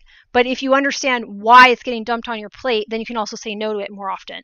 Like, you shouldn't have to do that much, but people don't have these kinds of skills, whether they use my terminology or anything else, right? So you're doing, like, the behaviors that you're seeing are very uncooked, and they're being served on your plate. Yeah. Yeah, I'm trying to remember where this was from. Okay, so having conversations. Yeah, like, Also, time is limited in some ways in terms of just like life and how things may progress. Not to say like but in accepting mortality, that was a separate conversation. I think it's also like around like things ending and death and whatnot. You can then sort of, I think, it creates this feeling of being more than comfortable and resolved to do the building, to do the stuff that you then enjoy and contribute in the ways that you feel are appropriate. Maybe. Just a thought. I don't know if it does. But Fair yeah, enough. anyway, like, I'm still figuring out how to go into conversations as like a building-oriented person, and as like someone who's still figuring out like, yeah, because okay, like if I'm building this complex thing, like which face of it to talk about in which conversation and how to like describe that to someone without context. Like it's like the whole day that I'm expected to do something like that, I'm like Well, afraid then maybe to... you dispense with expectations because maybe it's just a matter of, I don't know, when I do this, what do I want to talk about? And I kind of tend to lead with that. And then that's just it. Yeah, and then people ask me other things and I'm not prepared. Well, I guess you just redirect. Or you're just like, huh. Or you're not obligated, and the expectation on you to necessarily indulge it is, again, either an illusion or an intent, right? It definitely wasn't agreed upon by fair rules before you had that conversation, right? So then again, there's no imposition on you, truly, to like indulge that, of other people and stuff like that. Yeah. I don't know, like I got used to it. You know how it's like when I got into this group, and I think I became like Lilith's friend, like me and Lilith and Shadow hang out quite a bit, right? Lilith sometimes when she'd be done talking or like whatever, would just leave a call immediately.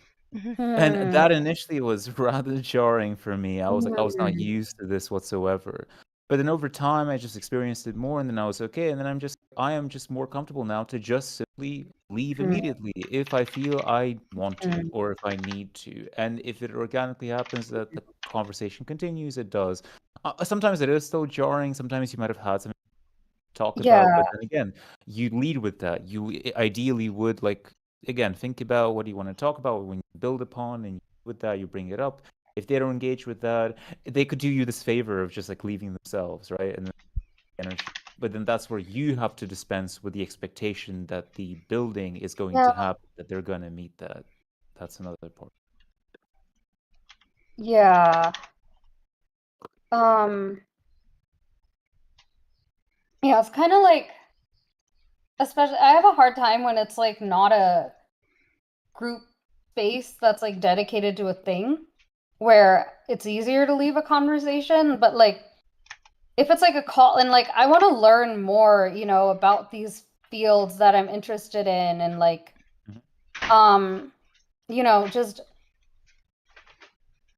I want to frame things in a way where like test the waters and see if they're down to build without like if I jump in, they're gonna feel pressured to like But but see, oh, to me, then, like, that's your framing, though, because again, jumping in, deep end, like starting off or whatever. I mean, I agree that there's perhaps some awareness around, like, if the person is, but if they're there and if they want to have a chat, I guess my prerequisite is it is good to ask, I want to talk about this thing. Is it a good time to yeah. talk about this thing? And like they'll try to squirrel maybe out of it sometimes, potentially whatever. But listen, if they kind of give what you construe as a yes, and you like, I'll take that as a yes, you just continue. And if they'll not want that, they'll Yeah. make it very clear they'll leave, right? Yeah. It's just tough, like, because we don't have language for, like, do you want to cognitive factor? Do you, you know, Yeah. do you want to not trauma dump Yeah. while talking about potentially deep stuff? Like, that's another thing. I've just gotten Of course. so many types of extraction from people. Like, it's like I feel like Well, maybe it's what like Jane said earlier. Maybe you want to put a bit of disclaimer in the front, like she did the legal documents or whatever, whereby it's like, I'm gonna get super tired in some way. Gets Yeah. too far into like a discussion around like certain private matters. Maybe we're not in the place to have that. But then you have to be able, see, you'll have to be able to stop if it is teetering on that yeah. point. Like you have to, so you'll have to sort of, I guess, somehow still be practicing. Well, you'll have to be actively in that factivic mode where you're Yeah. sensing the stuff that's happening to your body to then be able to be like, hold up, this is too much. And you Yeah. do stop and then you leave. Maybe then you switch into the motivic of like, I want to get out of this situation. I want to, Yeah. move to somewhere a bit quieter, or like, yeah. Yeah. And if you Yeah, practice, that's another thing. well, I just want to say, if you get to practice like what it feels like to be in the idle state, that's what I want to keep reinforcing. Like, it's really important to get Yeah, familiar with that, because I think that's what we don't learn. true. True, true, true. There's Yeah. no education around that. No hardline education that I can really recall that tells you about how Yeah. this works.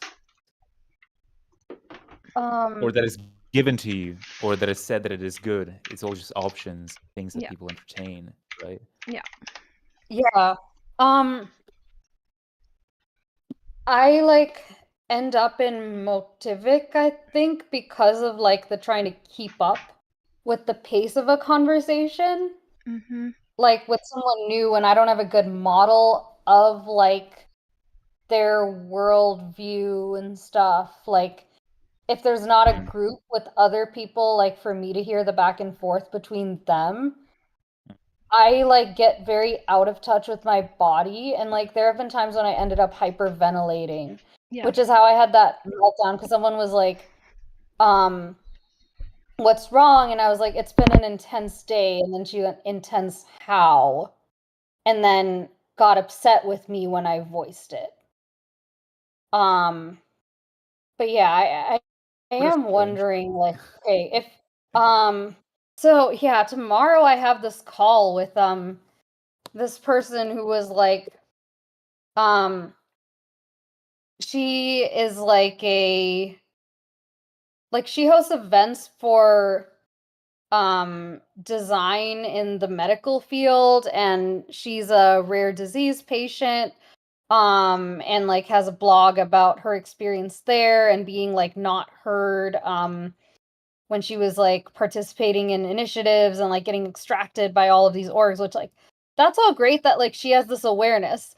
But then I like tell her I'd like to learn more about like, uh her perspectives on like, okay, what does like good design, like good participatory design look like, and like I mostly asked to like learn about her events without even like specifying, that I want to like chat more because I wasn't sure if I did. And I was like, also, you'd like connecting with my friend, because he was looking to meet people with her kind of background. This is the ADHD friend I mentioned. And then she was like, Yeah, would love to meet friend. He actually could be helpful in my own case, which I'm like, professionally, personally, would love to set up a time to chat. And like that's just been like lingering on my mind. And like I feel better like knowing that he'll be there. Water. But yeah, there was another person who like, yes, wanted to catch up professionally and personally, and I was like, I think there's a lot to cover for a 30-minute call, so I'd like to stick with just professional. Is that cool? Do you mind if I But pop the yeah, stream down, by the way? I'm gonna just end the stream part. Okay, all right. Bye everyone Yeah. who's still watching. But I went over. So we'll see you guys next week if you can make it 12 PST.